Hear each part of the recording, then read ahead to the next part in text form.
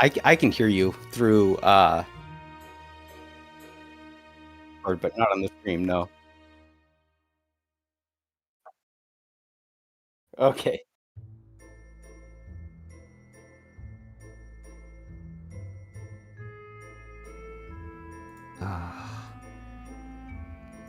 Oh, they can hear me now, apparently. Okay, they can hear you? Hello, hello. Oh, now I can hear you, yeah. Okay, excellent. No. Alright, let me redo that. Hello! Apologies for the scuff, and welcome to Fright Night Festival, a collaboration between 11 talented VTubers, No, artists. I think they can still only hear me. I'm so sorry. And, oh, no, they can hear me, they can hear me. And even, yeah, there we go. Hold on. Apologies, Okay. Apologies. I interrupted you redoing the thing. I'm sorry. That's alright, that's alright. So yeah, as I was saying, we've got a real spooky lineup, including even forum owners, to bring you all a night of songs, scares, and stories. Thank you all for joining us, and boy, have we got a show lined up for you all tonight.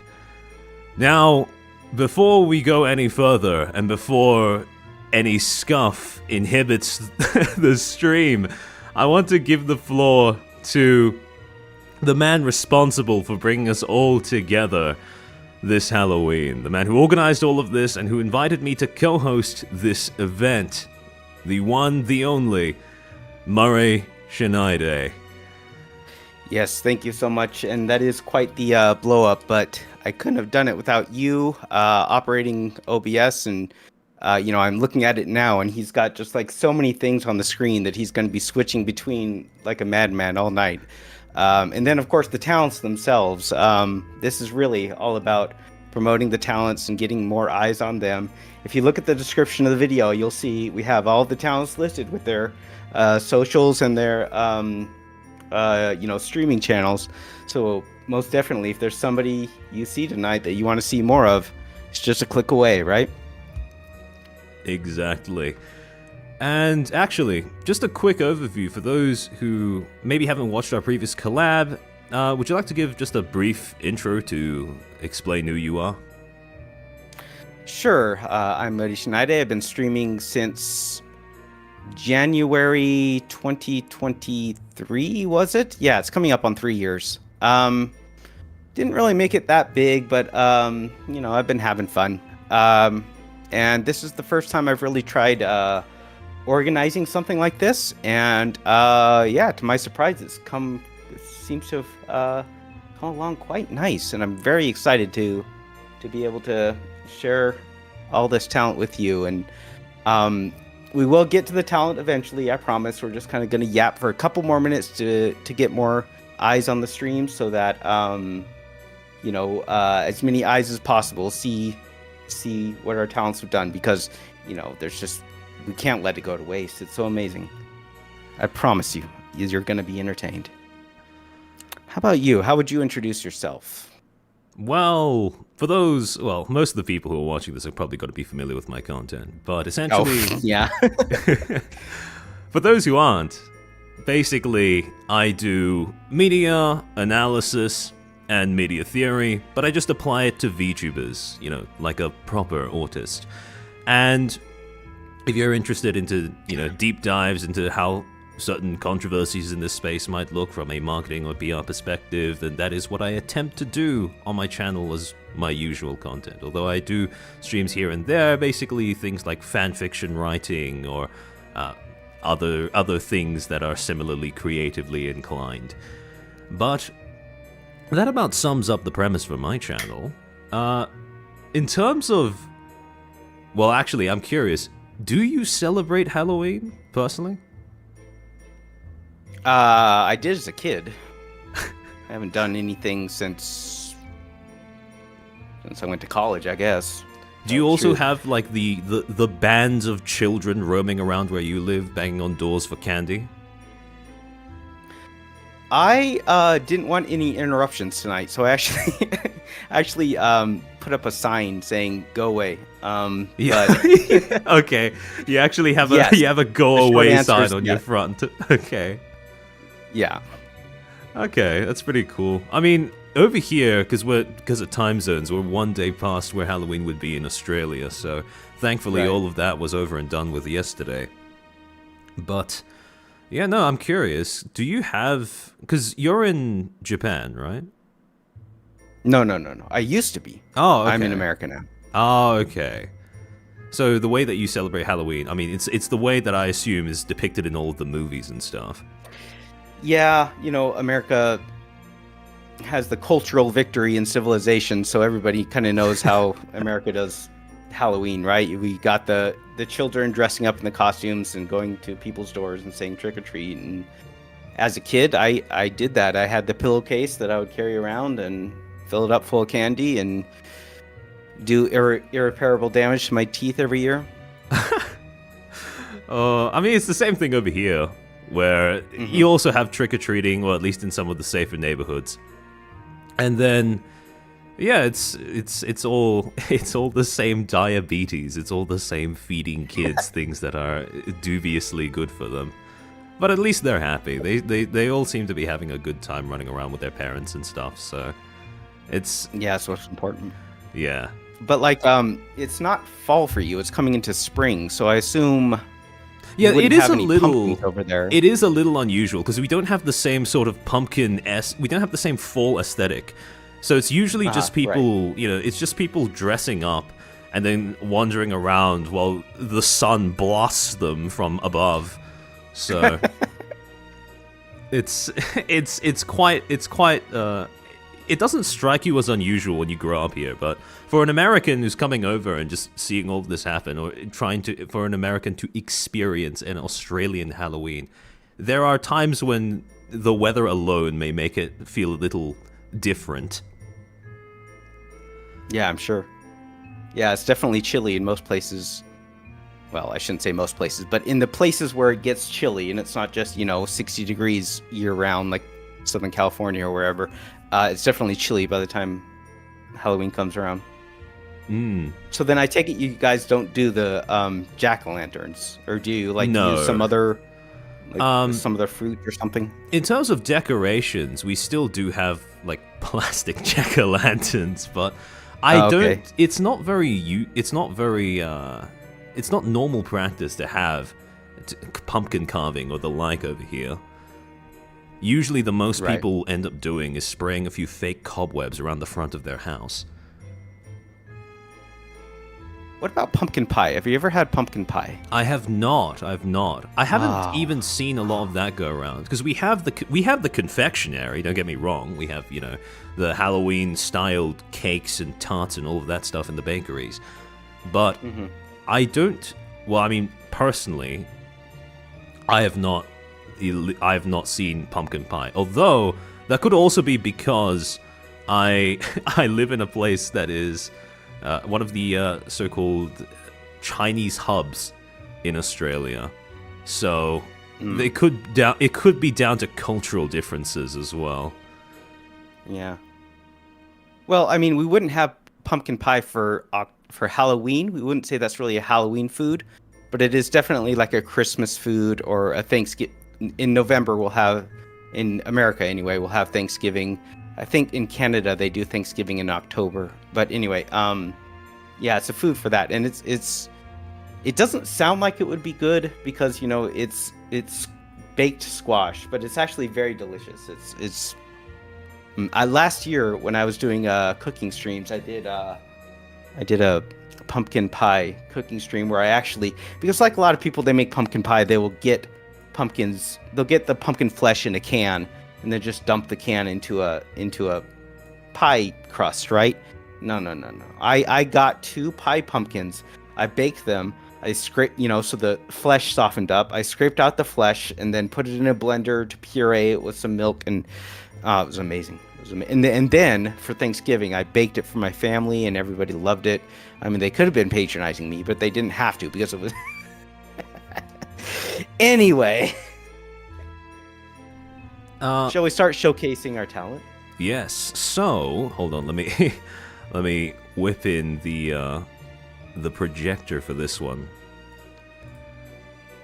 Okay. So for our first contributor tonight, we have for us the gracious Alex Azarashi. And, well, I'll just let the submission speak for itself.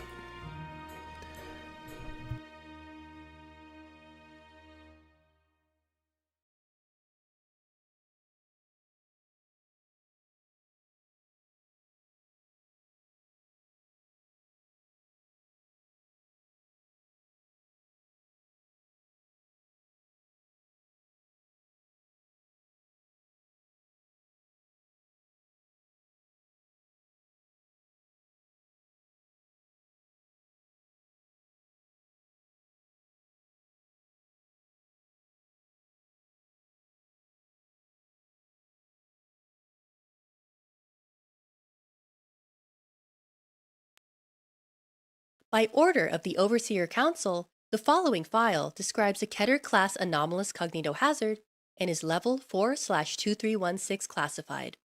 Unauthorized access is forbidden. Cognitohazard warning.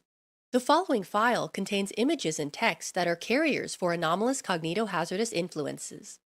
You do not recognize the bodies in the water. Due to this, it is imperative that all personnel accessing this file be certified as having a cognitive resistance value of no less than 14.5. Should you fail an automated CRV verification, please remain calm and do not move. A member of your site's medical staff will be with you shortly. Please repeat the following phrase slowly and clearly into your terminal microphone. I do not recognize the bodies in the water. Special containment procedures. Under no circumstances are Foundation personnel to approach SCP-2316. Observation of SCP-2316 must only be carried out by remote dummy probes utilizing video and audio recording equipment. Only those personnel adequately rated for exposure to cognitohazardous anomalies may review footage and audio of SCP-2316. The lake in which SCP-2316 is located has been quarantined and fenced off, and is to be routinely patrolled by individuals who have not been exposed to SCP-2316 and have no prior knowledge of its characteristics. You do not recognize the bodies in the water. Individuals who attempt to bypass the enforced quarantine must be apprehended and moved to Site-33 for a full cognitive influence screening. Individuals who come within 50 meters of the lake containing SCP-2316 are to be considered lost. Please repeat the following phrase slowly and clearly into your terminal microphone. I do not recognize the bodies in the water. Description: SCP-2316 is the designation for an anomalous phenomenon existing within County. SCP-2316 manifests as a group of human corpses floating in a small group at the surface of the water. The identities of these corpses are though DNA testing has been inconclusive. While SCP-2316 appears to be individual instances, it is theorized that SCP-2316 may instead be an entity composed of a collective consciousness. Individual instances of SCP-2316 do not act on their own, but do seem to be able to act collectively as a single unit. The individual instances of SCP-2316 are unrecognizable, and you do not recognize the bodies in the water. SCP-2316 hosts a powerful cognitohazardous effect, causing those who have viewed SCP-2316, are aware of certain parts of its nature, or who were enrolled in the Cognitohazard removed. Automated message invalid. to believe that the individual instances of SCP-2316 are human beings they recognize, typically from their childhood. Attempting to come into contact with SCP-2316 instances by way of entering Lake or touching an instance of SCP-2316 will cause other instances of SCP-2316 to appear. You do not recognize the bodies in the water. The additional instances only serve to reinforce and add to the strength of the cognitohazard, compelling affected individuals into the lake. Individuals who enter the lake in this way are lost, and to date, none have been recovered. Addendum 2316.1 Interview. Data expunged. Please repeat the following phrase slowly and clearly into your terminal microphone. I do not recognize the bodies in the water.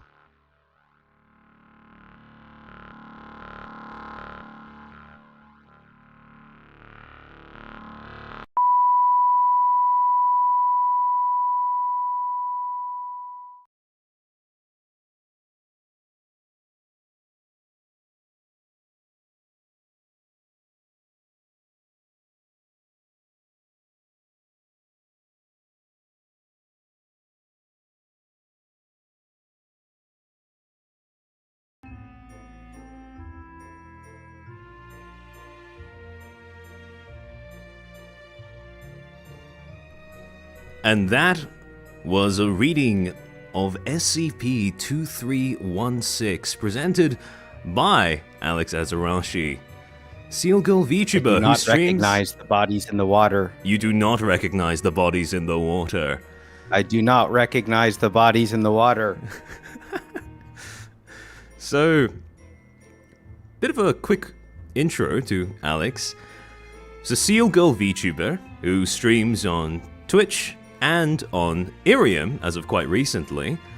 And she's also a pretty big fan of Kojima.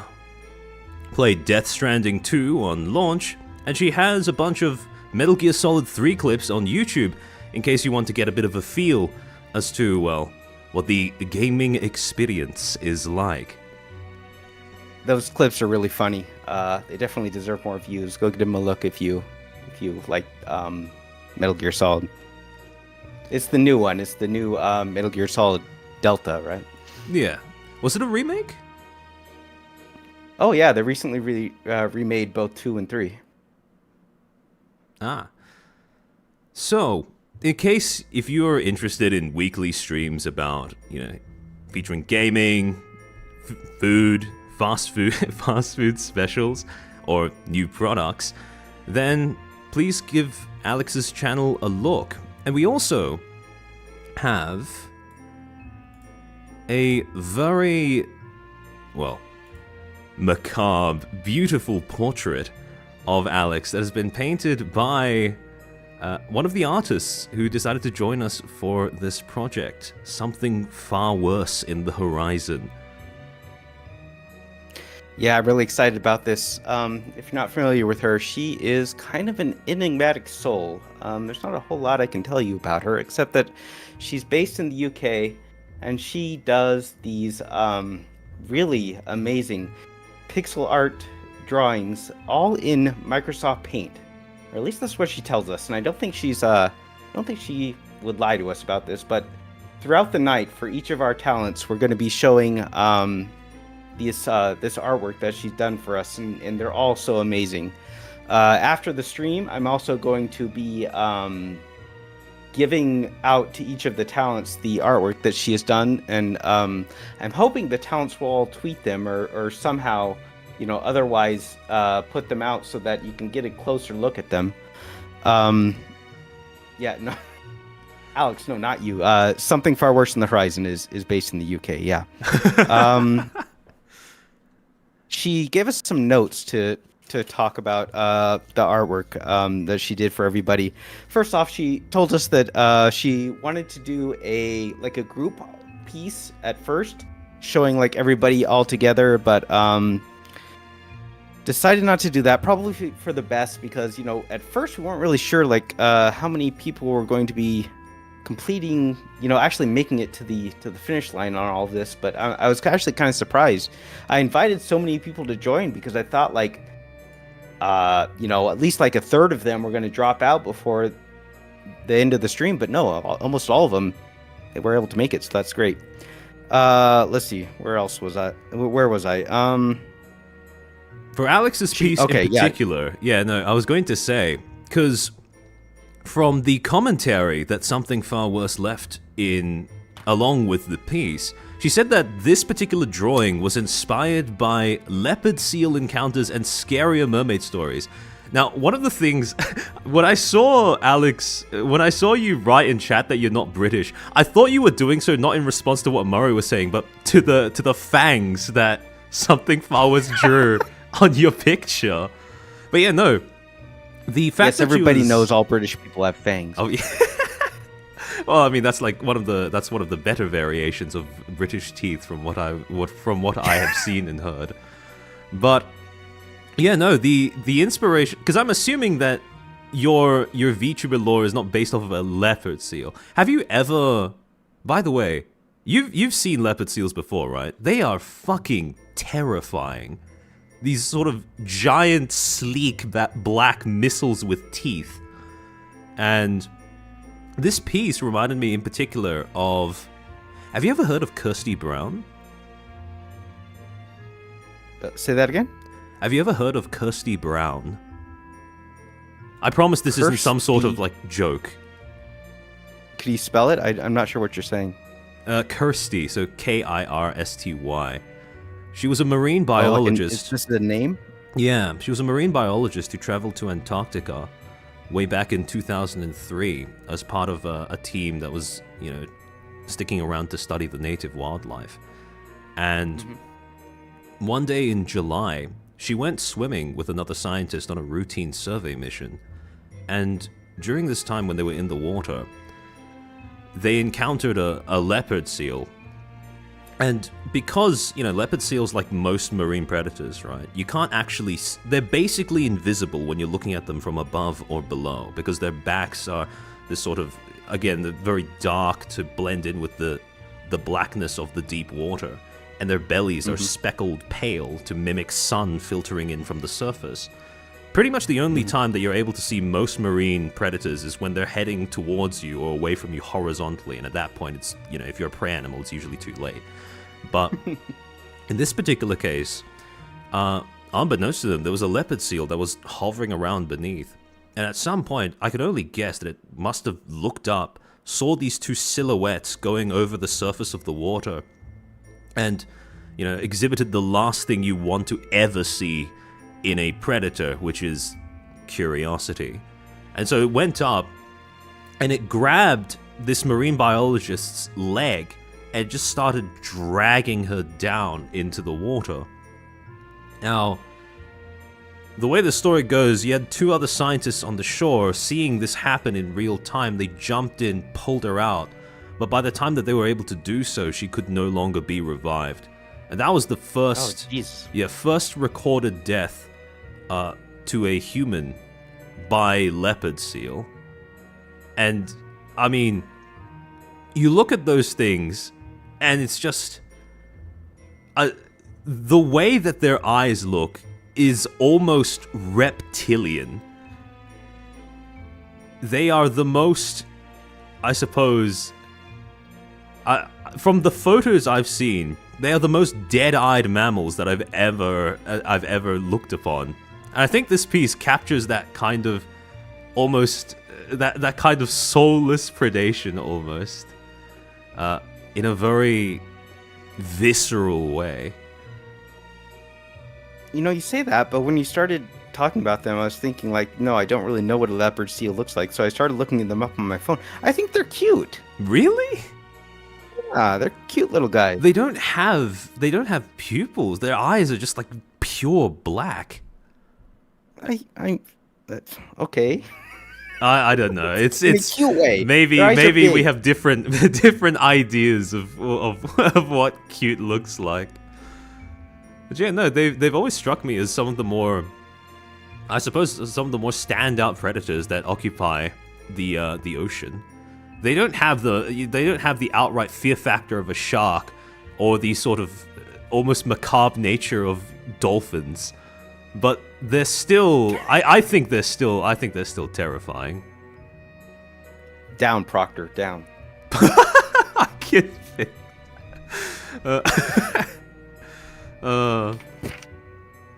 Okay, let's see. There was a couple more things I wanted to read here from Something's notes here. She said that she had so much fun making these and thinking out new ideas and trying out new techniques. And she hopes that everybody likes them. Let's see. Can't wait to show off more of these. Did we say everything about Alex? Yes, we've got a lot more to show. In terms of, well, I mean, the only other thing that she's left here as a note is the fact that the is the uncanny valley effect of mermaids, how they're only partially human. You've seen people speculating about where the legend of mermaids may have come from, right? It was something like sailors being away at sea for so long and not seeing women, and also going a little crazy, and then seeing like a walrus and like a walrus or a dugong or something along those lines, something similar to that. I don't know if I buy that, but I've heard that. Yeah. Really? I think that's pretty realistic. I mean, like, okay, you still know what a human looks like because you're still looking at men, right? So you don't look at a dugong and go, "Yeah, I want me some of that," right? Or I mean, I'm manatees. Sure sorry, manatees. Yeah. I feel like there are certain. Let's assume that you're borderline delirious on a voyage that's been months long. I can kind of see that. You'd have to be really delirious, I think. Yeah. Fair enough. But I mean, actually, on the note of thinking that your mind is playing tricks on you, it leads us quite conveniently into our next contribution. A little bit of a personal one this time, a personal tale by Nemcro, purple ghoulish VTuber from Venture Trade Co. And, well, I suspect that this is going to be an experience that quite a few members of the audience may be able to relate to, but again, I will allow the story to speak for itself.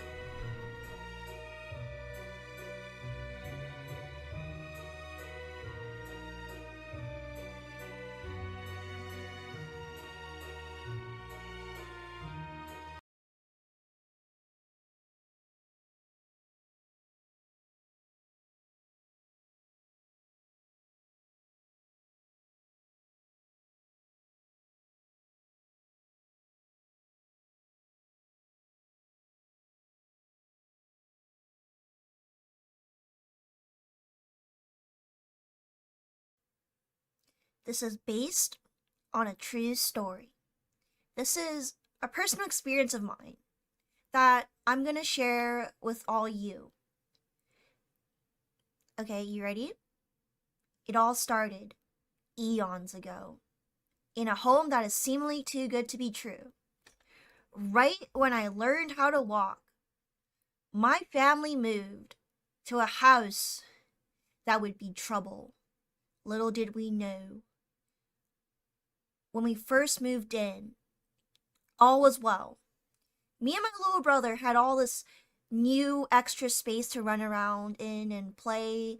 It was a lovely 2-story home most people would dream of owning. On top of that, financially, it was a great deal. Cheap, and no one else wanted to live in it. Yeah, I really wonder why. I really wonder why no one else wanted to live in there. Well, here's the thing. You don't have to wonder, because I'm going to tell you why. That house was haunted. Not by your typical ghost. The ladies in white dresses? None of that. Dark, ominous figures looming over you as you sleep? Nah, not those either. It's loud and brash. It really wants to let you know it's there. One of the worst kinds of hauntings if you really want your sleep. Now, that's what they call a poltergeist. Everybody knows what a poltergeist is. You gotta be a big dummy to not know what a poltergeist is. It's the loud paranormal thing. Yeah, those ones. So then, it started off slow. Things that could be, simply brushed off. Doors opening and closing. It must have been the wind. Then it escalated to doors slamming. It was loud and disruptive at all hours, but specifically at night when it was more active. It was super annoying, and we were all cranky because we couldn't get any proper sleep. And you might be asking, Couldn't you have been hallucinating it? You might ask. That's a good question. I mean, we're all a little schizo, you know? The whole family heard the exact same things at the exact same time, so it really can't be a hallucinations. And back then, I didn't believe in the paranormal either. The idea of the paranormal being real was incomprehensible to my underdeveloped brain because I was way too young to like understand what a ghost even was. Now, it continued to escalate the longer we stayed. Yeah. The longer we stayed, the worse it got. The air started to become more and more suffocating and dark. I don't know how to exactly explain it, but I can say that it was dark. The atmosphere of the whole house changed from happy to loving to something that I dreaded coming home to. Right? Okay. All of us. My whole family felt this way about the house. And it didn't feel safe anymore. Things like electronics would turn on by themselves. Me and my brother would have all these electronic children toys graciously given to us by the charities because we were one of those poors. Yeah. Dark past, I know, right? We had an insane amount, and we were happy with all of them. However, with them turning on and off all night, we were unable to keep them, you know? None of us could sleep properly. With doors slamming, things turning on and off, doorknobs rattling like a madman was on the other side of that door.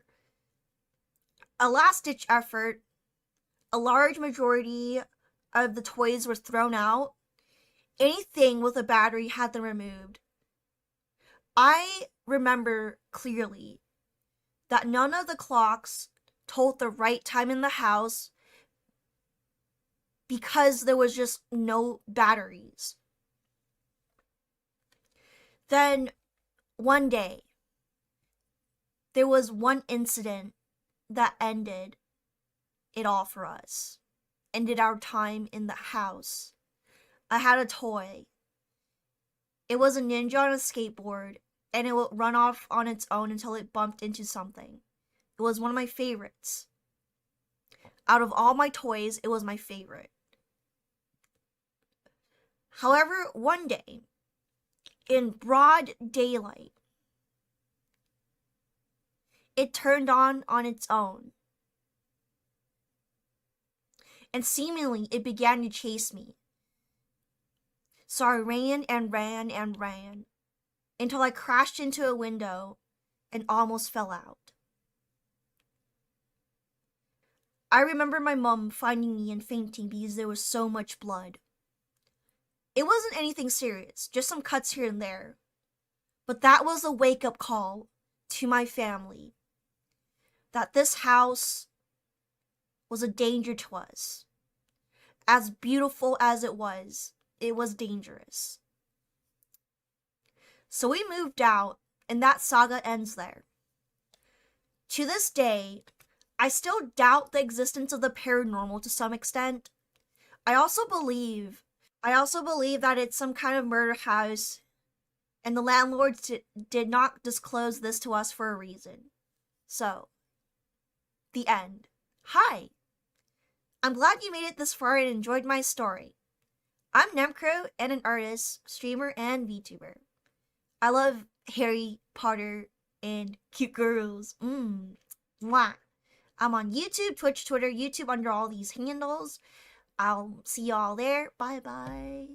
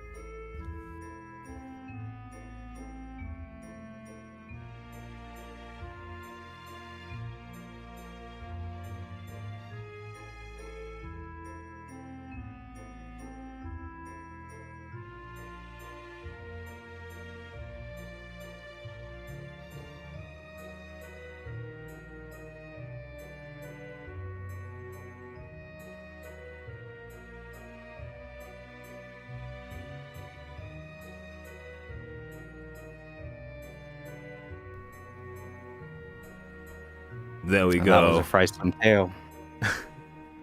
That was terrifying to listen to. Imagine being a kid and then one of your toys just comes alive and starts running after you.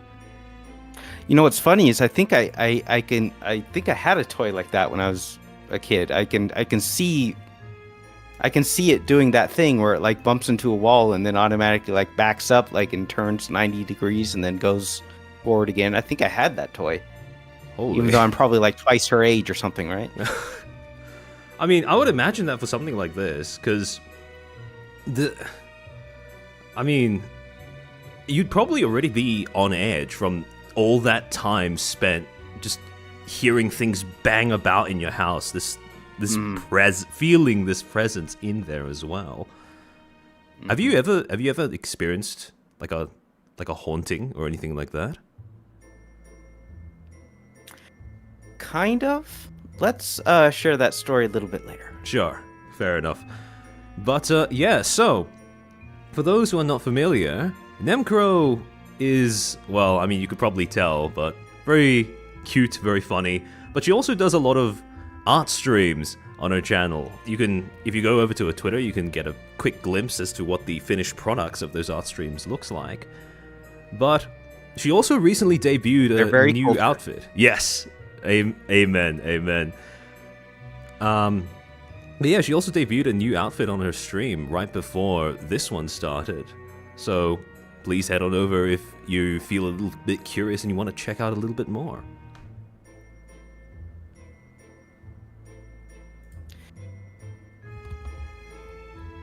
Noxon Pistol in chat said that they always say that the human-shaped objects, especially toys, are the easiest one to get haunted for a reason.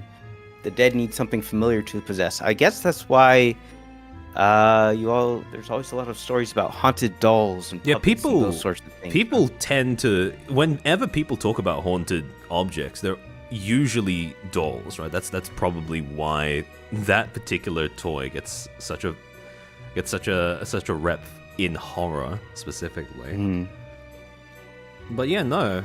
As I was saying, have you ever experienced something like a haunting in a house that you've moved into or that you've lived in or anything like that?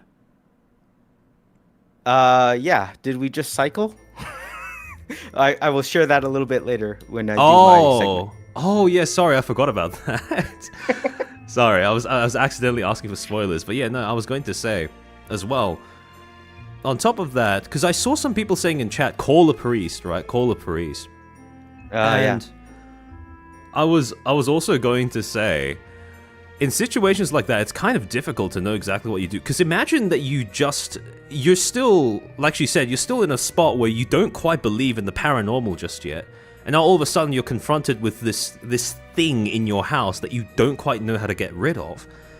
Because for some of us, like for example Christians or whatever, it would be really, it's almost second nature. You experience something that is spiritually unsound, then you go to a church, you go to a priest, you try and get them over to try and exorcise whatever is going on in your house. But for others, it might not be as second nature. So have you ever encountered? Well, actually, do you have any traditions of exorcism or anything to deal with the supernatural where you live? Well, I mean, the Catholics do, yeah, for sure. Nothing that I've ever encountered myself or, knew anybody that encountered it, but I certainly knew people that definitely believed in that sort of stuff, right? I was also going to add, because in my family, I've had, apparently, and this is based off of stories that I've been told by my mother and my grandmother, but apparently my great-grandmother was an exorcist, and she had a bunch of techniques when it came to, she would perform exorcisms for her neighbors around her if they had, if they suspected that there was something going on in their homes or whatever, and she'd go over, perform an exorcism, and try to hopefully get the ghost out. And some of the techniques that she would use are things that I find to be quite interesting. Now, I don't know if you've ever been told this, but the funny thing about Chinese ghosts is that they are perhaps, you have poltergeists who are usually resentful, violent, etc. Chinese ghosts are just kind of greedy, kind of gluttonous, because one of the ways in which my great-grandmother would apparently perform an exorcism is, so in Chinese culture you have a bunch of superstitions revolving around how to attract the attention of the dead, or more importantly, how to avoid the attention of the dead. And one of the things that you get told as a very young child is whenever you're eating, do not stick your utensils into your food in a way that makes them stand upright, because that mimics the appearance of graves and may attract the attention, or sticks of incense, and it may attract the attention of restless spirits that are, hovering around you or whatever. And the way that my great-grandmother would perform these exorcisms is she would get a bowl of rice, and she would stick two chopsticks into the middle so that they stood upright, presumably so that they would mimic, an offering that was left, or a grave or something along those lines. And the way that she would teach my grandmother this is, once you have the food in your hand, position yourself so that you are about 10 steps away from the front door of the house. Then walk slowly towards the door. And one of the things that she told my grandmother that always kind of stuck with me was, you may feel an urge to look around. You may hear someone, asking you to look around. Someone else who's with you in the room may ask you to turn around or look around. But you are never to do that. Because if you do, something about how these spirits may use you turning around as an invitation to enter you instead, right? You as a vessel instead. And the trick is to make your way to the front door of the house, to open it, and then throw the entire bowl and rice all in all outside. And hopefully the end result is that the ghosts will chase the food and leave the house permanently.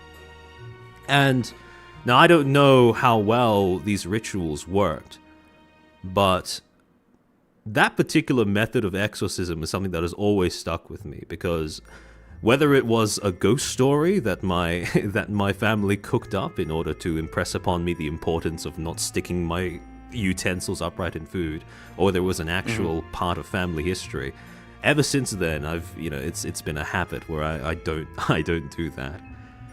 But yeah, when it comes to exorcisms, one of the things that I find fascinating is how many different cultures around the world have different. They don't always call it an exorcism, but it's something similar, some sort of ritual designed to get spirits or the restless dead out of your hair, and how they reflect I suppose, at risk of sounding a little pretentious, the sort of idiosyncrasies of the specific ghosts that come from that culture and the way that they tend to act. Yeah, what I thought was interesting about your story is it sounds like there's an element of intimidation, would you say? Or just like at least not showing fear. Yeah, that is a weird thing that tends to occur more and more, because one of the other rituals that we have in Chinese culture for dealing with ghosts is trying to trap them in a mirror. And there's also, at least from some of the accounts that I've heard, both from my own family and from others who have similar stories about having relatives who've invited exorcists over because they've suspected that there's some sort of spirit in the house or whatever. There's also a similar element of do not show that you're scared when you're looking in a mirror that may contain a ghost. I wonder if it's because that, and this is personal speculation, but I wonder if it's because there's an element of vulnerability and fear that goes beyond just, physical, right? You're sort of opening yourself up mentally as well, and I suppose that would make sense as to why that would be interpreted by something like a malevolent spirit as an invitation. Emotional vulnerability. Yeah, exactly. I wonder if that's also why people on the younger side tend to report seeing ghosts more often than those who are older. Now, I don't know whether that's an actual sort of correlation or whether just because when you become an adult, you look more insane if you try to go up to another person and say, I'm being haunted, or I've seen a ghost or something like that. But yeah, no, at least in my experience, it's usually people who tend to be on the younger side who are more comfortable with saying things like, "Oh yeah, no, there's an old man standing in the corner of the room where you don't actually see anything there." Mm-hmm.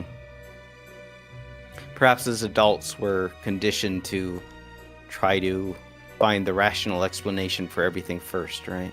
Yeah. Although I do wonder if that sort of makes adults more, especially if you have cases of malevolent spirits or malevolent entities of that nature, if that makes adults more vulnerable to being preyed upon. Your children are believed to be halfway in the spirit realm and halfway into the real world. Yeah, that's an explanation that makes a lot of sense. Yeah. Also probably why ghosts seem to be more drawn towards children, whether it be either protecting or terrifying them.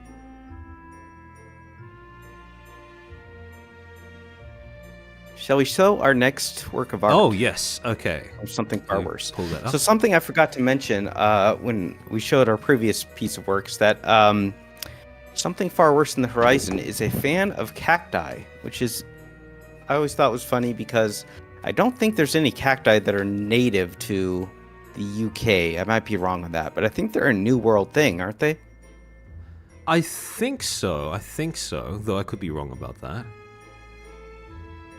Anyway, so what I want us to do is, she loves to use cacti, or emoji rather, when she communicates. On Discord, she'll instead of posting a message, she'll just leave a bunch of emoji responses to an image.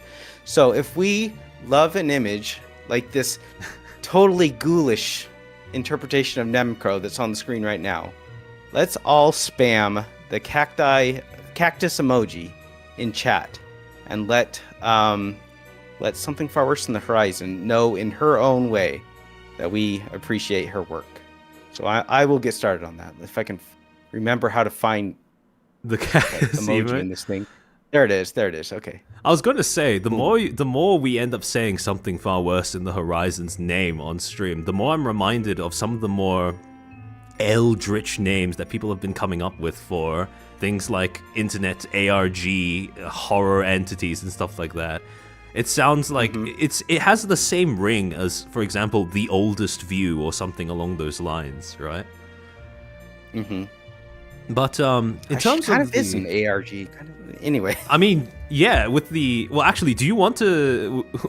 Is she alright if you give a little bit more insight into how she's been communicating with you throughout this entire process? Because I find that to be fascinating.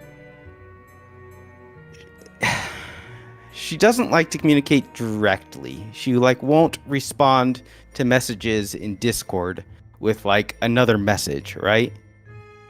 She will respond with as I said, with emoji. Who said would? Knock it off. Down. Anyway, she will respond with emoji, or she will put a message on a paste bin. But even that paste bin message won't be in text. It'll be in hexadecimal, which I don't totally understand, but it's some way to represent text as numbers. And then you have to go to a website which will convert that hexadecimal to text. She's a sweetheart. We love her. She's very talented, but she does her own thing, Yeah. And we love her for it because this is an amazing piece of work here. Let's see. What did she tell us about this?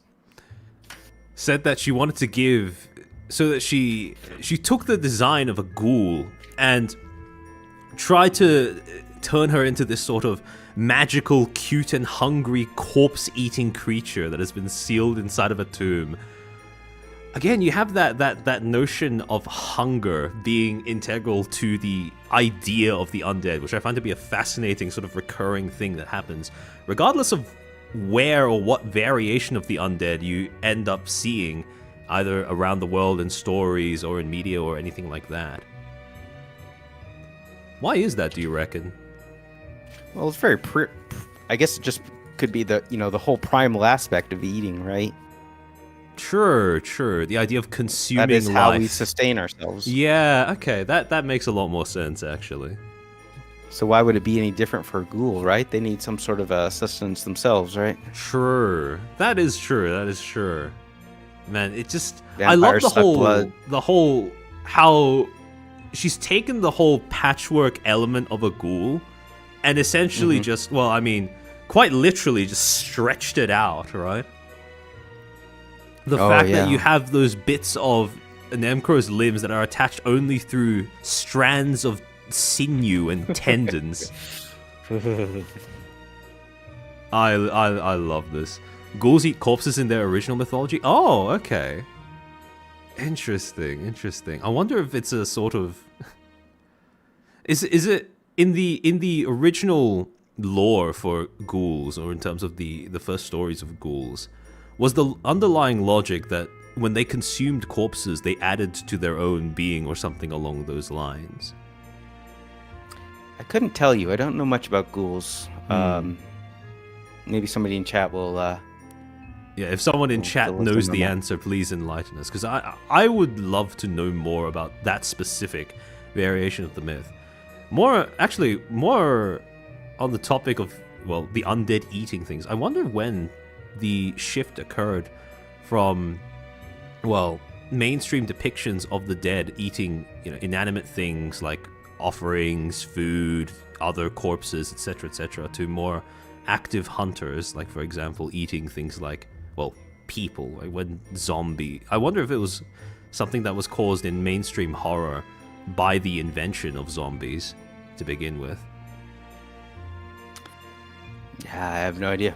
That would be an interesting research topic. That would. Villain Viren asks, does this illustrator sell any paintings or posters? I have tried to give her money for her work before, and she refuses it. So I would guess not. But, yeah, she really would. Like I said earlier, I don't know if you caught that part, I'm going to be sending all of these artworks to the respective talents right after stream, and I'm hoping that the talents will post them on their socials so that everybody can get a better look at them.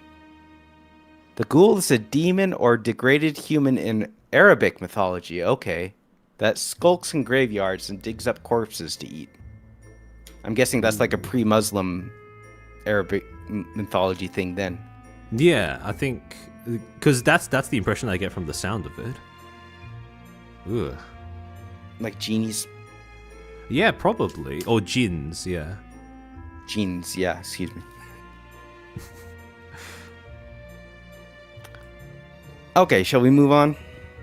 Yes, so this is where we were going to have a call-in with Raimi Ricotta of Flavor. But, well, actually, yeah, Murray, would you like to provide a brief introduction to who Raimi is? Raimi is a... well, first off, if you don't know the story of Flavor, basically it was a shit post from Pipkin Pippa where she went in... One night she went on stream to like one of those AI art generation sites, and she generated her own like generation of VTubers. And the joke was supposed to end there, but then a bunch of people were like got inspired by this and actually like started performing as those VTubers, and there was a second generation and all that sort of thing. And Raimi was one of those characters. She was basically just a rat that liked cheese, and yeah, she's a very talented streamer. Does art streams, chill gaming streams. So if those are things that tickle your fancy, go ahead to her. She streams on YouTube and Twitch, so you can check out either, and you'll be able to get a little bit of a glimpse as to what a regular stream is like. She was going to call in and tell us about Mothman.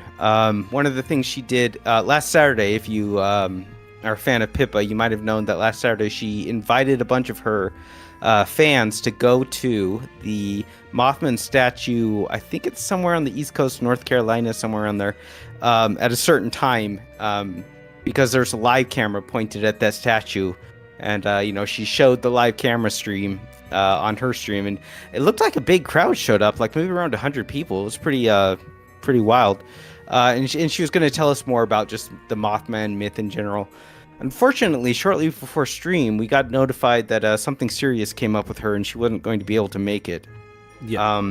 I mean, we don't know much more than that, and we don't know what we do. We don't know how much we can share of what we do know. So we'll just leave it at that. And if she wants to tell us more, she can. I mean, if you follow Raimi on Twitter, you can see from some of her recent posts that she's been going through a bit of a rough time. So please send your well wishes over to her. Hopefully, whatever is currently going on is resolved relatively smoothly and soon. So please send over your well wishes to Raimi. There is a rat-shaped hole in our stream, and there is a rat-shaped hole in our hearts. Amen. At any rate, so yes, Something Far Worse did some art for her here too. Kind of a pincushion thing going on here. One of the... I am quite interested in... So one of the notes that Something Far Worse left in the commentary accompanying this piece was that originally she had the idea of drawing a rat king, but she found the idea so disgusting that she pivoted from that into making a sort of voodoo doll style creatura instead. So do you know what a rat king is? Yes. So if I'm getting this right, like a whole bunch of rats that live in such close proximity to one another for so long that their tails become irrevocably tangled with one another. Mm-hmm. That's creepy. That is. Like, I'm not afraid of rats in isolation, but like, if they get tied together like that and they just kind of become one unit, that's freaky. I mean, for me, the thought of that is amplified by the idea that they can't actually move, or they can move, but they can't really exist in a normal way separate to one another. They're this sick, hungry thing that just can't really do much besides, essentially just exist in a spot before starving to death. Mm-hmm. That is, yeah. The idea of that is very macabre. Rats are cursed as hell. Agreed. Yeah, that's a good point. Like, what happens when one of them dies? I assume the rest just have to... I guess that would be better than dragging around a corpse for the rest of your life, right? Yeah, but as well, the thing is when all of their tails are tied together, I assume that they can't really move in one direction because rats, they are pretty social animals, but I don't know if they have the degree of cohesion if they're that cramped in to begin with, right? Maybe they can coordinate. I don't know. They'd have to be able to find food and stuff, right? Yeah. Or are they just eating each other for the rest of the... yeah. That is quite a grim thing to imagine, yeah. Ugh. But, in any case... So... To move on to the next contributor... Ooh, actually... This is a good one. We're gonna get do our first musical number of the night. Yes. I'm excited. I mean... Does she really need any introduction? Sawa-sama, SourGrapeVA, the many-voiced, recently joined talent of Venture Trade Co. And yeah, as Murray said, she's going to be singing for us the very first musical number of the night. So I hope you guys are all keen and ready for, to experience premium baka listening. Hold on.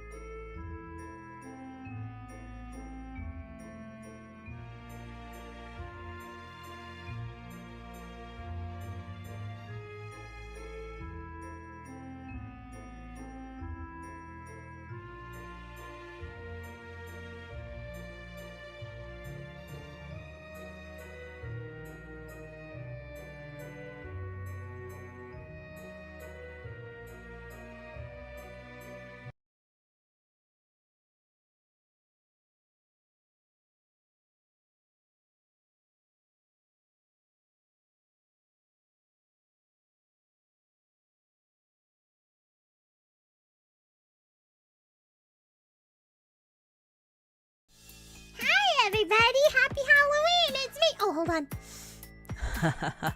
It is me, Sour Grape Sama, the evilest VTuber that ever VTubed. And yeah, I am second generation VTC Macabro. Ooh. And I want to say happy Halloween. And I want to say thank you for being here. Yeah, are you scared? You should be. Murray for allowing me here so that I can help spook you. So you better get scared, Bucko.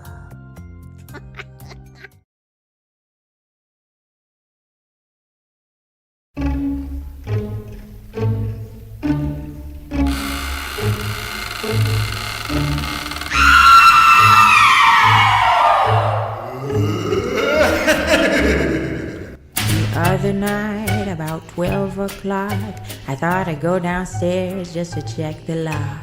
When I heard something in the house, and I don't mean a mouse. I swear there was spooks, spooks, spooks. I know there was spooks, spooks, spooks, spooks. I couldn't move, just stood and stared. I never was so scared.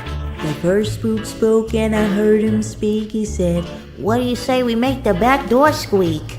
We'll tease the cat and hound the pup and raise our spirits up." Oh Lord, are them spooks, spooks, spooks, so scary. Oh spooks, spooks, spooks, spooks.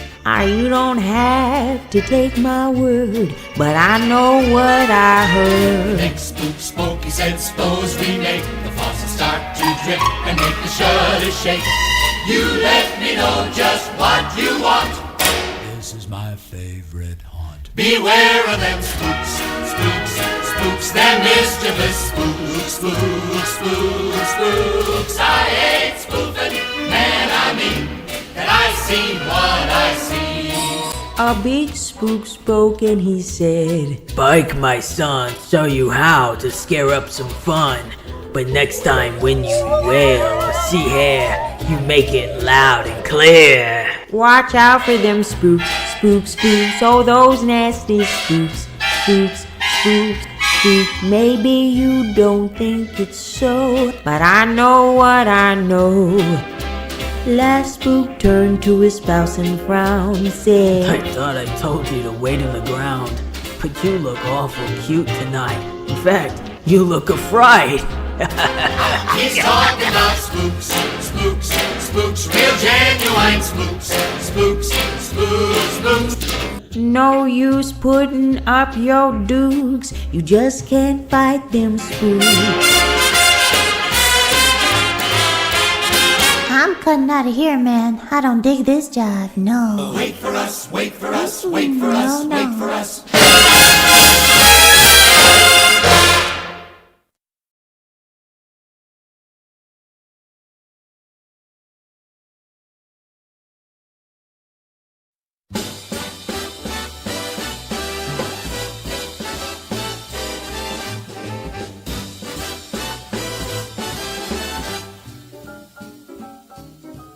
Once there was a wicked witch in the lovely land of Oz, and a wickeder, wickeder, wickeder witch there never ever was. She filled the folks in Munchkin Land with terror and with dread, till one fine day from Kansas way a cyclone caught our house that brought the wicked, wicked witch of doom as she was flying on her broom. And the house fell on her head, and the coroner pronounced her dead. And through the town the joyous news was spread. Ding dong, the witch is dead. Witch, old witch, the wicked witch. Ding dong, the wicked witch is dead. Wake up, you sleepyhead. Rub your eyes, get out of bed. Wake up, the wicked witch is dead. She's gone where the goblins go below, below, below, yo-ho. Let's open up and sing and ring the bells out, ding dong, the merry oh. Sing it high, sing it low. Let them know the wicked witch is dead.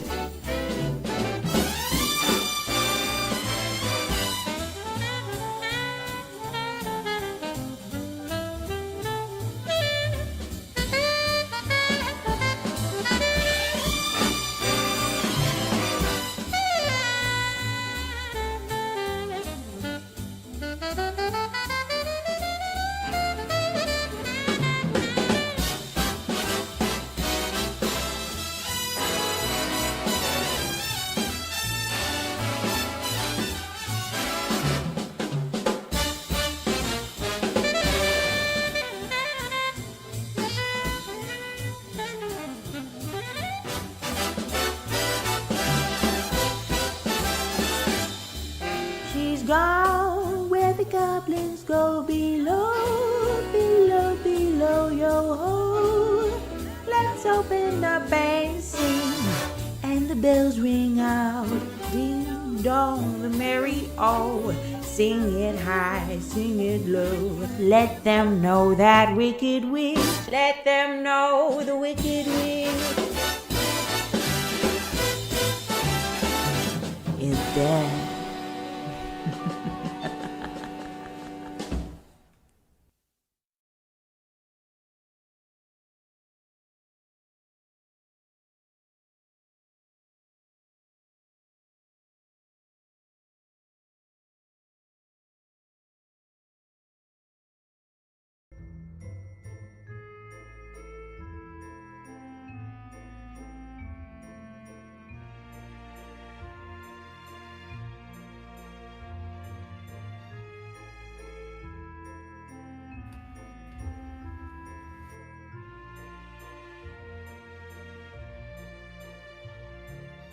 That was Sawa-sama.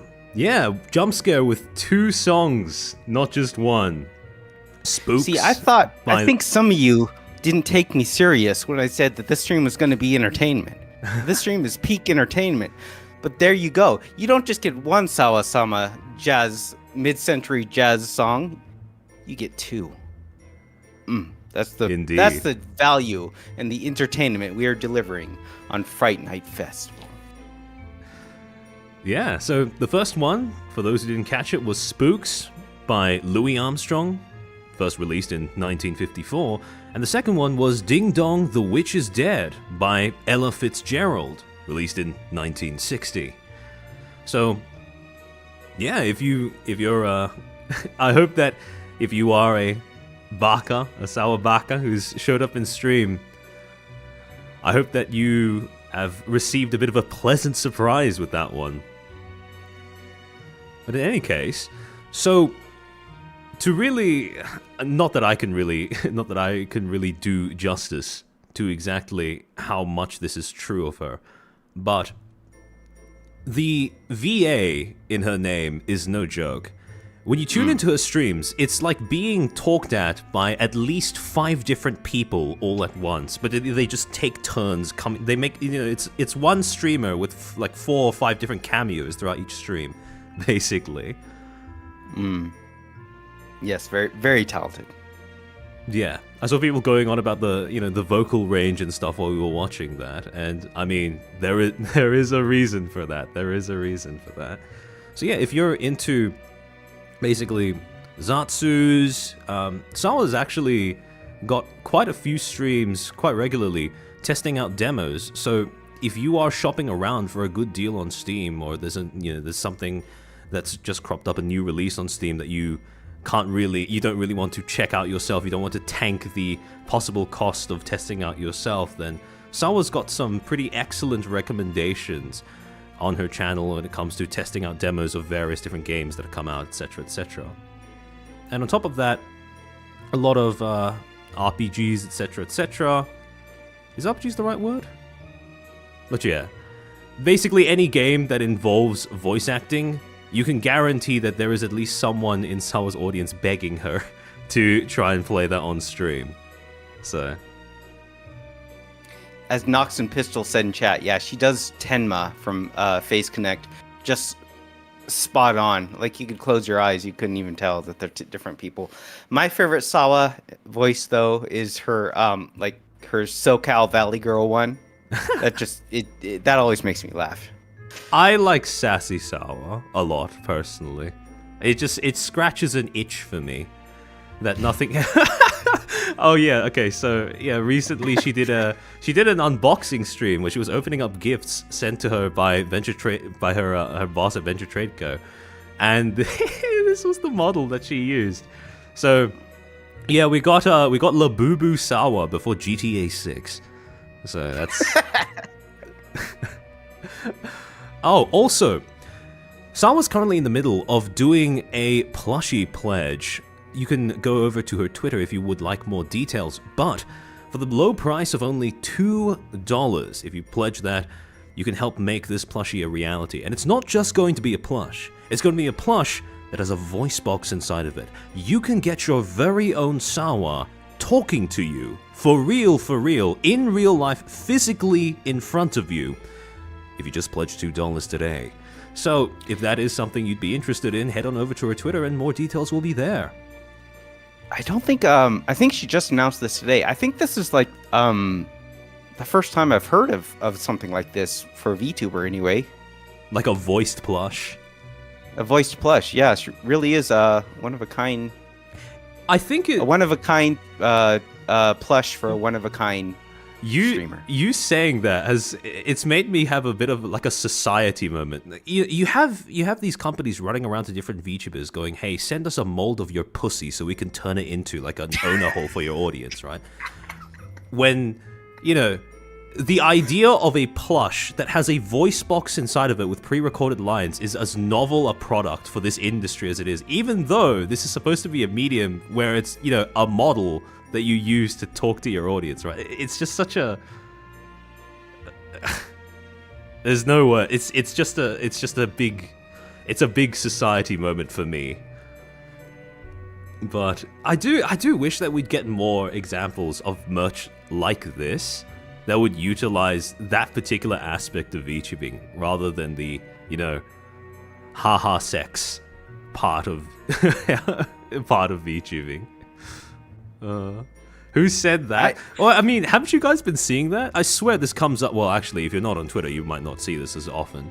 But yeah, no, I swear, over the past few months, at least once every 2 weeks, you have either one of the Vialure or someone who does lewd ASMR content or whatever posting on there about how they keep getting emails from a company that's trying to turn them into an owner hole or whatever. I've seen them, and I don't know if I won't call anybody a liar, but I don't know if I believe it, because do these companies actually mold genital? How is the customer of these things gonna know? Right?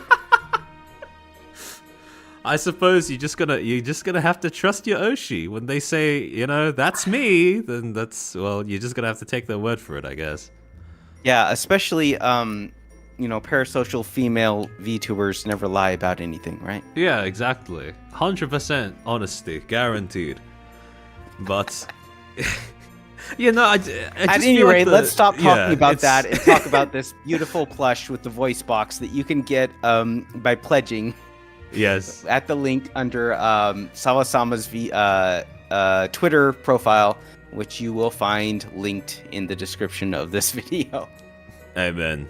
And also, we have yet another gorgeous portrait by Something Far Worse Over the Horizon in the form of this masterpiece. Look at that hair. Look at that hair indeed. Oh. So you can actually see, I think it should be visible on the stream, but the POV it looks like someone getting pulled apart, vivisected or something, just, sort of reaching out at the same time. And based off of the notes, so the commentary that Something Far Worse left for this was that while she was making this piece, she was getting real into a game called Endocopia, which featured a specific character who is a robot surgeon who fell in love with two people, so he decided to stitch them together and keep them underground. This sort of amalgamation between two things that you don't feel like choosing between. I do. I'm not familiar with that game, but that sounds like a really same. Far out there premise. Endocopia, Endacopia, if you're gonna look for it.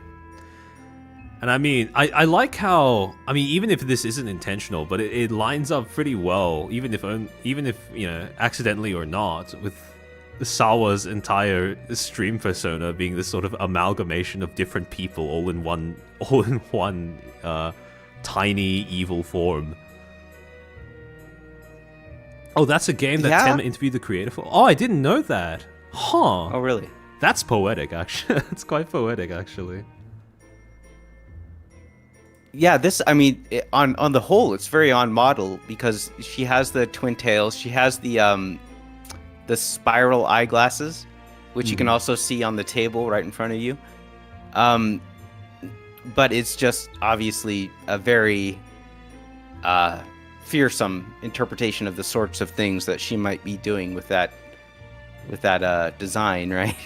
This is Sawa, but well, actually, I was going to say Sawa, but actually evil. But I realized that's probably not a good idea to say that. No, she's the most evil VTuber that has ever existed. True, yes. She's definitely fearsome. You don't cross her, man. Absolutely. I've heard what happened to people that cross her. They get stitched together with other people. Have you ever... Wait, hold on. I'm pretty sure... I don't know if this is just like an American movie thing, but do you guys... You perform things like live dissections and... Well, not live, but like dissections and stuff when you're in school, right? Yes. We dissected a pig and... some other non-mammal thing I can't recall, but I definitely recall the pig. Like an entire animal? So it's a fetal pig. So it's basically a pig that was a fetus that wasn't born. They somehow preserved it before it was born. Oh, so it's but still far along in gestation. So it still had like all the organs developed and all of that. And yeah, it was like packed in chloroform. We had a small group of like, I don't know, 5 people or something like that. Pontiff said frog. Yeah, I think it was a frog. Yeah, the other thing we dissected. We opened up his chest. We looked at the lungs. I specifically remember the heart. It's just what we did in biology class. I take it that's not a thing in Australia then? I mean, I don't remember ever dissecting an entire animal, but the most we did, at least from my experience, was just dissecting organs. So we'd be given, for example, a cow heart, and that'd be plopped down in front of us, and we'd be expected to cut it open and take note of all of the vessels and stuff like that, the different portions of a heart. I forget the name now. It's knowledge that has long escaped my brain.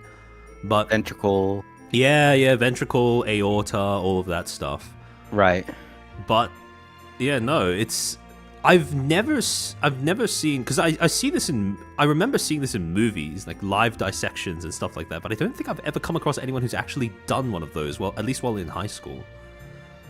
You say live dissections. These are like things that you get handed as like a live animal, and then they're live, dead. Yeah, live is probably the wrong word, but whole animal recently deceased or something along those lines, right? I've only dissected things that were already dead. Yeah, we did not kill the pig. Yeah, it was already dead.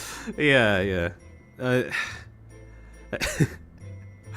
But yeah, no, because I'd hear, I mean, people who've watched multiple, my previous streams will know this, but I have quite a few friends who are doctors or in the process of becoming a doctor in medical school, and they'd come over to me and they tell me about these instances of cutting open cadavers to sort of get a look at what's going on inside, and it's almost kind of, it feels so strange because you go from one environment when you are, pre-university or whatever, where the thought of cutting open a long dead animal's organs or whatever seems very daunting, right?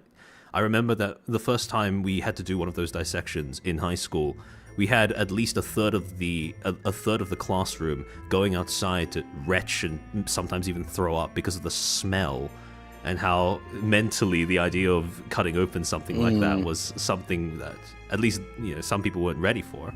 And then you go into medical school and you listen to these medical students talking about what it's like to cut open a cadaver, and it's this most normal thing, right?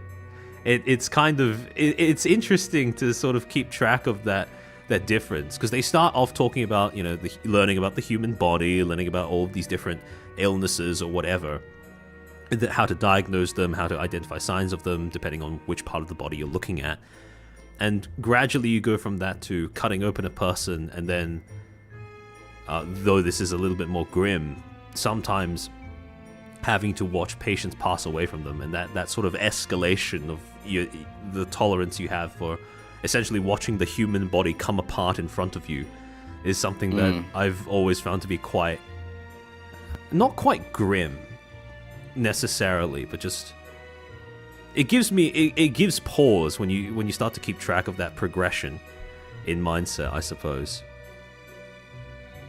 Well, I'm glad for it, because we definitely need people to. That is true. Be able to cut us up and put us back together. We do. Just back together.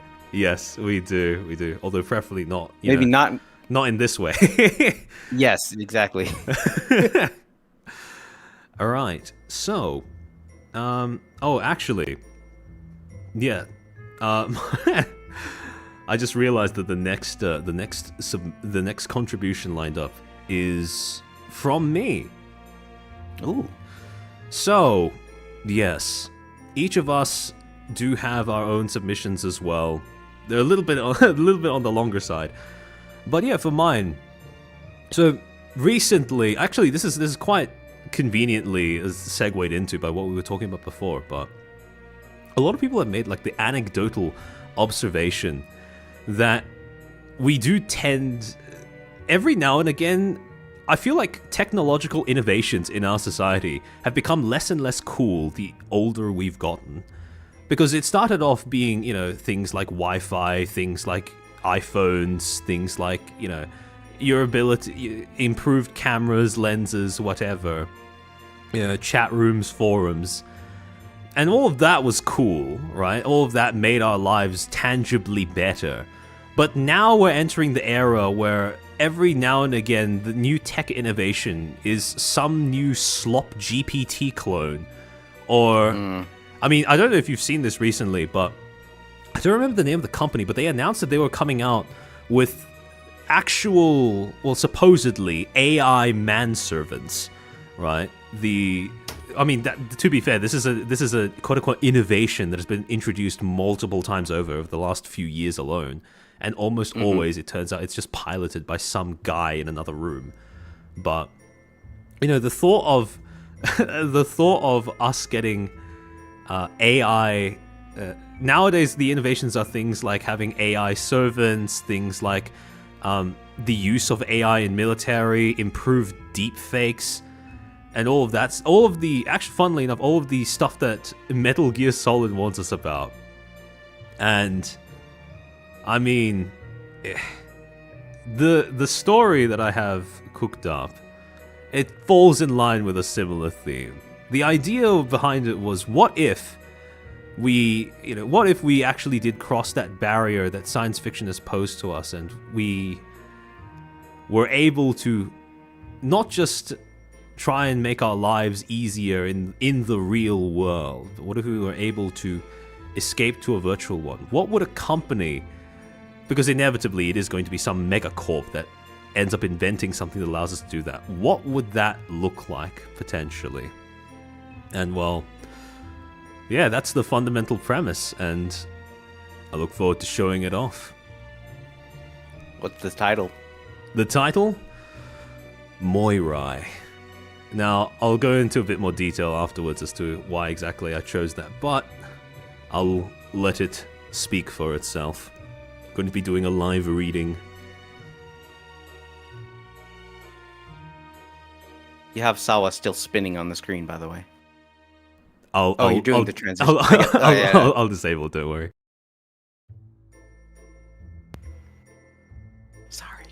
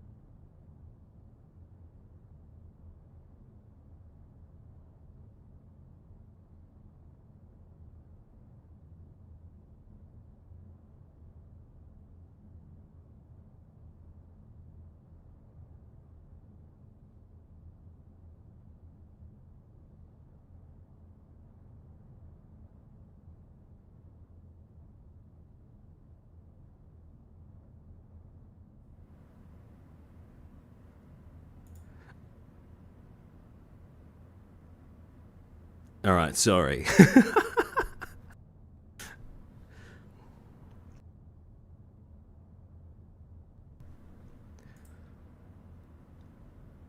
My name is Frank Caddick, and I'm a reporter with the Oceanic Broadcasting Service.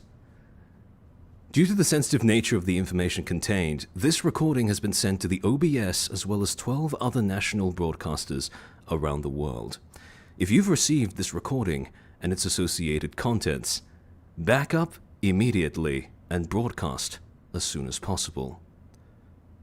3 weeks ago, I was contacted by a source who was able to produce classified documents pertaining to one of the largest pharmaceutical companies in the world. The company in question? Bliss Holdings Limited.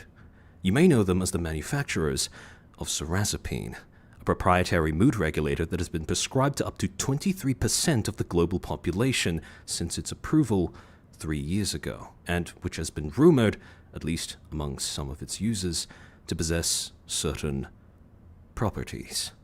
The nature of these properties is one of many secrets that Bliss has kept hidden from the public until now.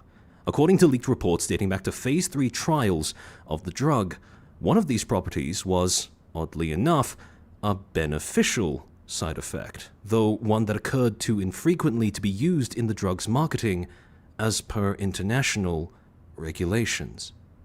Apparently, 1 in 5,000 users reported that Cerazapine prevented nightmares. About 2 years ago, one of Bliss's subsidiaries, Somnotech, made headlines after then CEO, Douglas O'Brien, was filmed by an undercover journalist at a private dinner function. In the recording, O'Brien could be heard boasting about how his company had supposedly achieved the impossible, the creation of virtual reality technology that could perfectly render and preserve images taken directly from a user's mind. However, the story was quickly buried because, in the same week, Somnotech's CEO was embroiled in a high-profile sex scandal involving leaked messages from multiple female colleagues. O'Brien resigned shortly afterwards. It was also around this time that Bliss started conducting interviews among those who'd been prescribed Cerazapine. At first, these were simply written off as standard consumer health and feedback surveys and were largely ignored by the general public. However, unbeknownst to the public, these were only the first of 8 waves of interviews and studies, each one more selective and secretive than the last.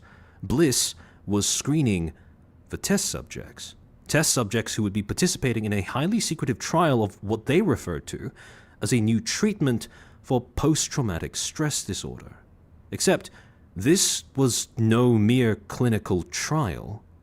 This was an experiment that bordered on science fiction, an experiment that was known internally as the Aurora Construction Project. The crux of this experiment revolved around a rare phenomenon called eidetic memory, a term often used interchangeably with photographic memory, but with one crucial difference. There is a sensory quality to eidetic memory that is absent from merely photographic memory. It's not just images that are retained, but sounds, textures, even scents. In other words, everything you would need in order to recreate just a tiny sliver of the world using only your mind.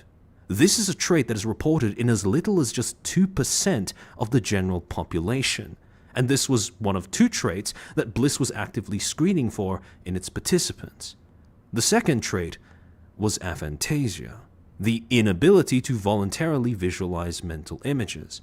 Why these 2 traits were selected in particular will be made clearer as we go on. By the time round 7 of Bliss's subject selection process concluded, tens of millions of candidates had now been whittled down to a group of less than 100. Initially, during the stage, Bliss had set aside enough funding to provide a generous salary to each subject for their time dedicated to the trial, as well as an additional lump sum to be paid to their families for what was referred to as, quote, expected extended absence. However, by the time that Bliss had completed screening for its final 10 subjects, a note was made that the latter would no longer be necessary. Subjects 1 to 9 were a collection of 3 males and 6 females, all of whom exhibited the aforementioned eidetic memory. These would become known as the 9 builders of the Aurora Project.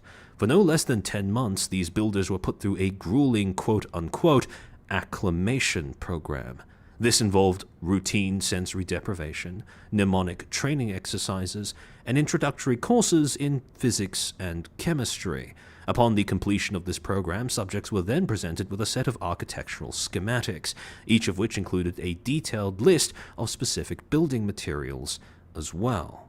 Subject 10 was a young male, and the only participant who had been selected on the basis of exhibiting aphantasia. According to my source, the rationale for Subject 10's inclusion in the project was, quote, observation. The following sections of the report have been extensively redacted, as such the exact details of the experiment are left unclear. However, from the portions that have been left readable, the following is what the project seems to have entailed. All 10 subjects were linked to a device that connected their, for lack of a better term, collective consciousness to a single virtual construct. To maintain their presence in this virtual construct, each of the 10 subjects were kept in an induced comatose state. Feeding tubes and respirators were inserted, while vital signs were constantly monitored by rotating teams of medical personnel. While in this construct, subjects would effectively be cut off from all contact from the outside world, though they could still interact with one another within the construct. There was but one exception to this rule. Subject 10, who would maintain a line of communication with Bliss personnel and deliver regular progress reports on construction. How this line of communication was maintained is, as of right now, unclear. The aim of the experiment was the creation of an entire city within this virtual landscape. Each of the 10 subjects had been allocated a district of said city to memorize and reconstruct. Subject 10's district was, of course, generated ahead of time, and portions of the district would be programmed into the construct at semi-regular intervals. As for the other, the details of the construction process are largely unknown. However, we can surmise that it required builders to remain conscious in the virtual construct in order to perform their task. Not only was it possible to sleep while in the simulation, but subjects were actively encouraged to do so during training. They were told that this was to prevent mental strain while in the construct, though that was only part of the reason. It also gave researchers a chance to artificially stimulate the subject's muscles, preventing atrophy without the risk of interrupting construction. And from what has been left readable, the impacts of interrupting construction may have been quite severe. The project was initially anticipated to span a period of 30 days. However, after only 19, it was apparently cut short. At the end of the first week, Subject 10 reported unusual activity in the construct's weather patterns. The simulation had been programmed to maintain clear skies throughout all stages of its day-night cycle. However, starting from around day 5, subjects began to observe clouds, mist, even rain. Subject 10 was informed that an update had been made to the program by Bliss personnel. No such update was ever recorded. Of far greater concern to the researchers, though, was a report made by Subject 10 on the 9th day of the experiment, in which he stated that some of the builders had reported suffering nightmares. What's more, the details of these nightmares exhibited an alarming amount of overlap between individual accounts. Dreams of drowning, of choking on tubes and being held suspended beneath the surface of a dark ocean, unable to cough, to scream, to even open their eyes.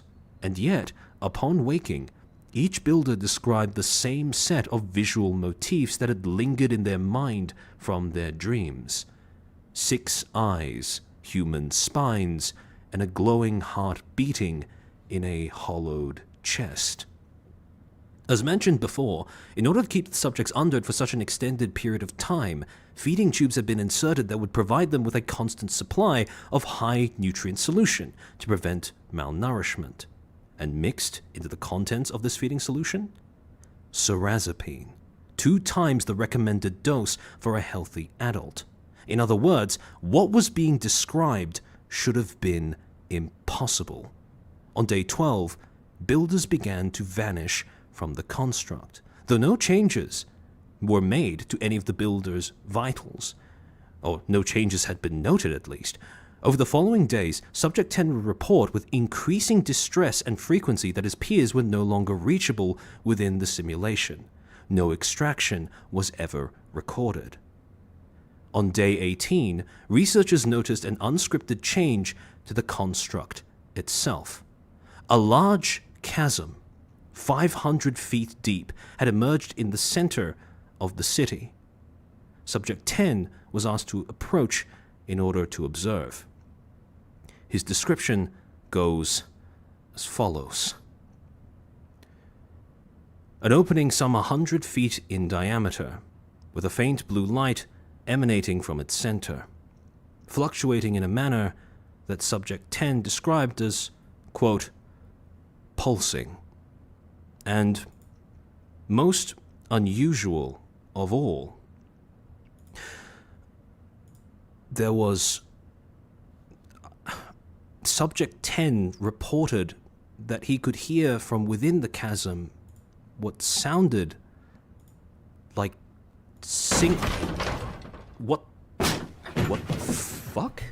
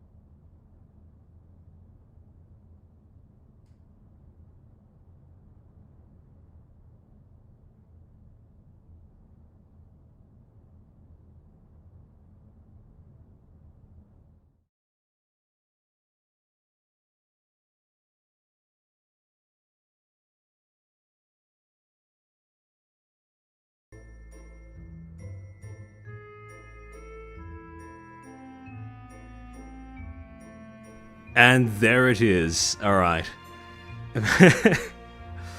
They got Very him. mysterious. Yes. Apologies for the No. scuff. But yeah. It's not. It is what it is. It's, you know, I think they still like us, right? I think chat still likes us, right?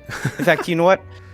I like that story so much that I'm gonna go over here and I'm gonna give this stream an upvote. I'm gonna click I like this to this stream, and I think everyone else that's watching along who enjoyed that story should click it as well, huh?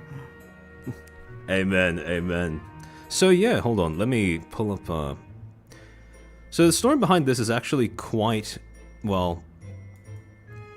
It's something to be sure. Hold on. Let me pull up the picture on my screen. So, for a few days, about 1 or 2 weeks, I kept having these recurring nightmares of I'm curious, is there anyone in chat, there might be someone in chat who's able to relate to this, maybe like one in a few dozen perhaps, and this is something that may be perhaps more relatable to fellow autists, but have you ever had a tactile nightmare?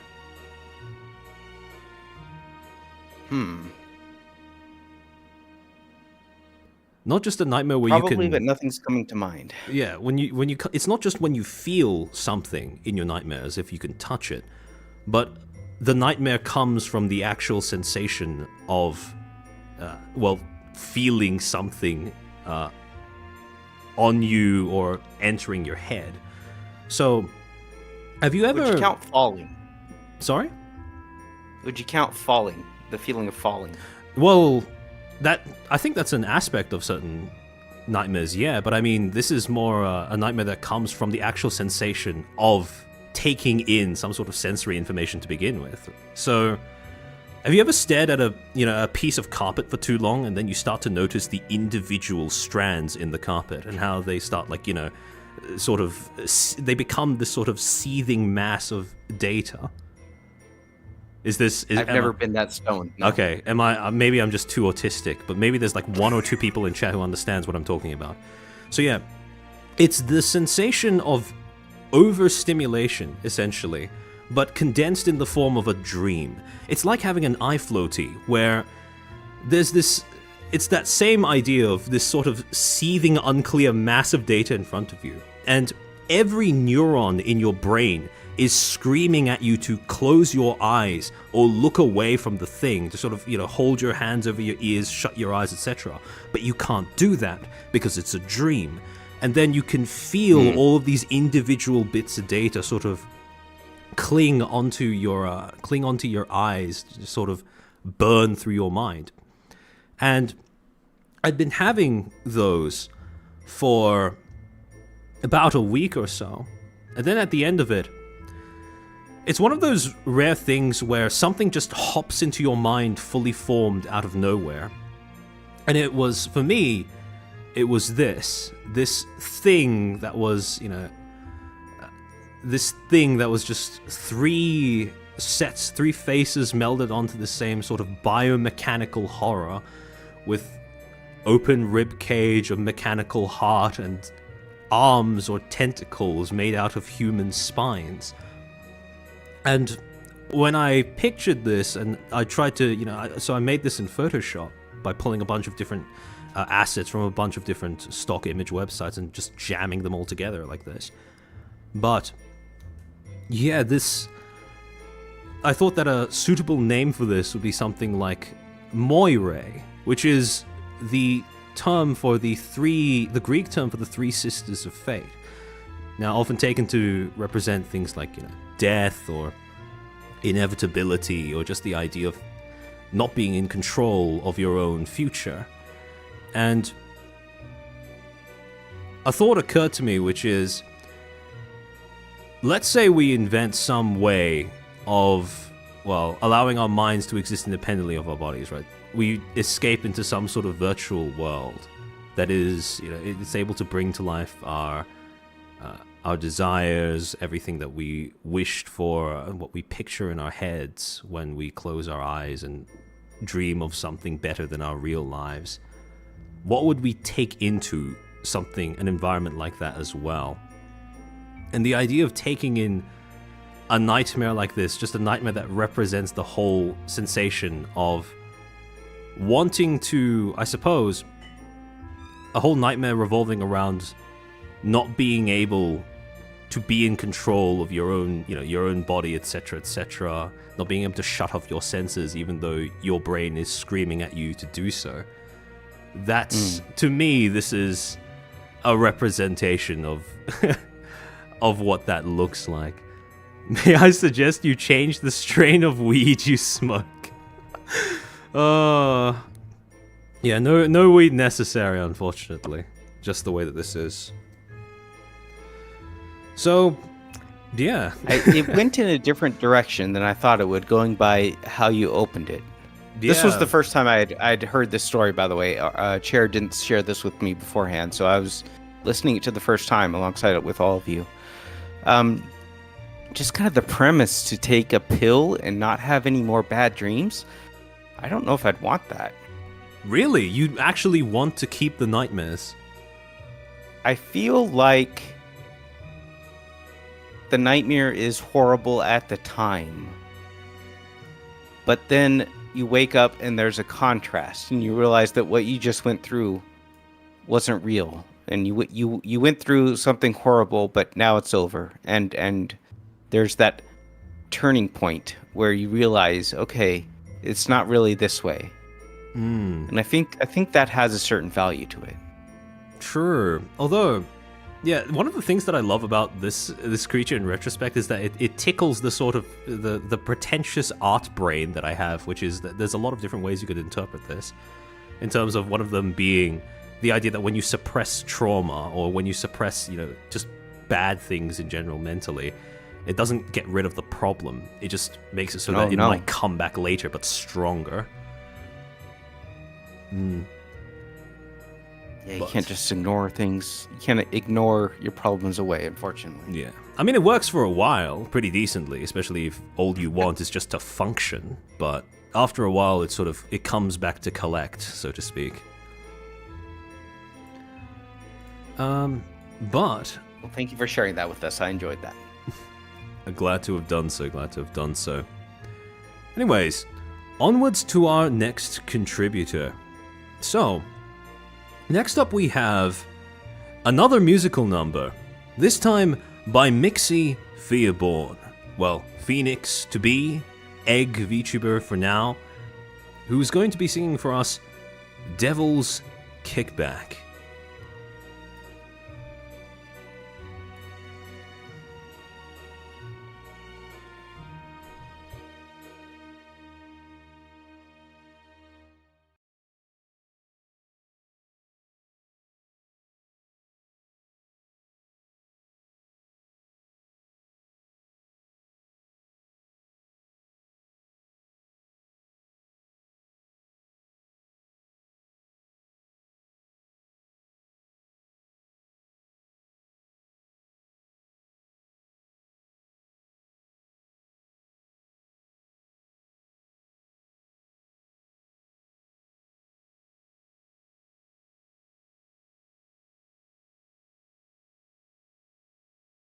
Can you face Nirvana's greatest terror awaits a meltdown? Can you fame Orion's fake cut trick of the karmic rebound? Ride the line, the lunar line, and sun and moon collide. Now we're eye to eye, the tide will rise and shine and sacrifice. Now don't you find it charming? Perplexity perfected old in writings. Come live beyond the means, you'll see what the orthodoxy needs. Cross your hearts and never be.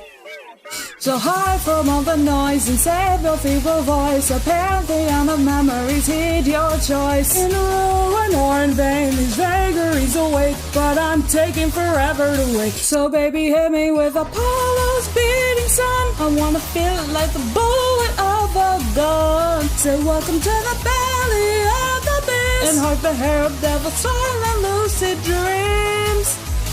Can you face Nirvana's greatest terror awaits a meltdown? Can you frame Orion's fate cut straight to the karmic rebound? Lie, the lunar line is sun and moon collide. Time where eye to eye, the tide will rise and try and sacrifice. This world shall fall by humanity's call. This world shall fall as humanity calls. So pick a god in the new age of dawn of the world interlocks. I'll be aiming the shot. Now don't you find it charming? Perplexity perfected in olden writings, though certainly complex. Invert the text. Yeah, just hold your head up, must and algas. Come with me, and that means you'll see what the orthodoxy means. Cross your heart to never be. And so I learned how to play phones, and I am down in apathy. But something warm in you keeps me laughing. I wanna feel alive, by your side. 2 centuries of frigid, sleepless. I wanna feel alive, by your side.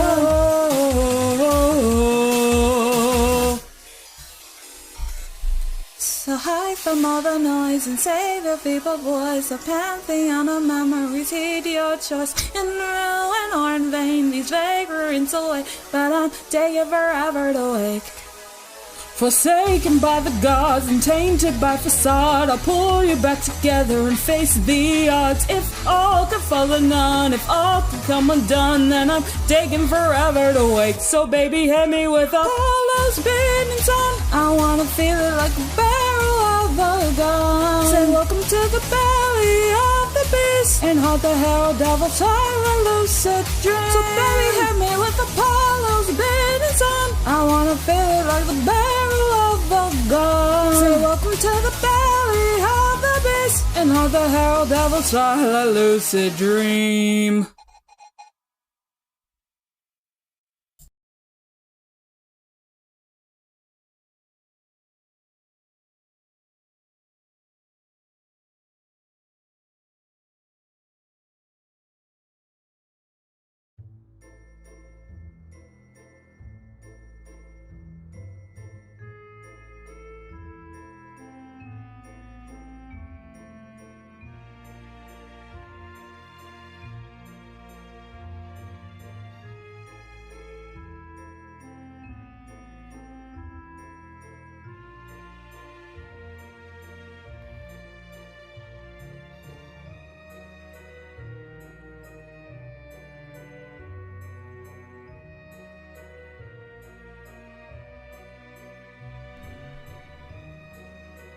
That was Mixie Pheoborn singing a rendition of Devil's Kickback by Vane, originally sung by Frimamem, voice of Synthesizer 5, which is something quite similar to Vocaloid. Yeah, I hadn't heard of that song before, or that artist, and I looked it up and I was like, oh, okay. Just one of those producers that, you know, makes these all these songs with the synthesized voice. And I guess I'm a fake fan, right? A fake Vocaloid fan. Like, just more broadly, you know, I enjoy the songs, but I obviously just don't know all the producers or all the lore of all the different software and all the different characters. Some people get really into that, but I'm sorry, I can't. I'm not. I don't have that level of. Autism? I was going to say autism, but I guess there that we go. Kind of sounds rude. But, no, you know. it's. I give you the pass. It's fine. So we kind of got Mixie at kind of an odd time because she's sort of in between personalities right now. Yeah. So she's mid-change. Is molting the right word? No, mid-hatching. It's a good, hatching. I mean, that goes along with her current avatar, which is, you can't really see the bottom of it, but it's a chick sitting inside of a hat that's like half hatched, right? I guess symbolizing, you know, an upcoming rebirth of her new character, which we don't know anything about yet, but we know that it will take place on Irium. So if you're an Irium fan, that's where that will be happening. But for now, she does occasionally stream in this, with this egg artwork as a ping. Yes. Incubating, that's the word, yes. It's a good word, yeah. Also, we have this, yet another beautiful portrait by Something Worse Over the Horizon. The I like this one. This one was one of the ones that when I first saw it kind of took me aback for a second, because I needed to process exactly what I was looking at. But yeah, I mean, do you know what this is based off of? It's from Revelation. There's supposed to be like all these really crazy angel designs described in it. And one being like a ring of eyeballs. Yeah, two rings interlocked with one another with wings and eyeballs studded alongside the outer layers of them. And the thing that really tickles me about Something Far Worse's commentary on this that she left in the notes was, so for those who don't know, this variation of angel, as recorded in the Bible, is referred to as an ophonym or an orphonym. And Orf, or I'm probably not saying it correctly, Orf or Uf, is French for egg. So you have this idea of an orphonym as in like, you know, the biblical angel, and Uf as in egg, which is, well, Mixie. So yeah, just a little, almost like a thematic visual dad joke that's been snuck in there as well. Yeah. I really like the lighting on this one. It's kind of a spotlight thing going on. Yeah, I mean, it makes it. I like to imagine that the scenario of this picture is someone just walking around at night with like a flashlight in their hand and just point it at this thing on the ground in front of them. Yeah. And then they like don't notice it at first, so they point away.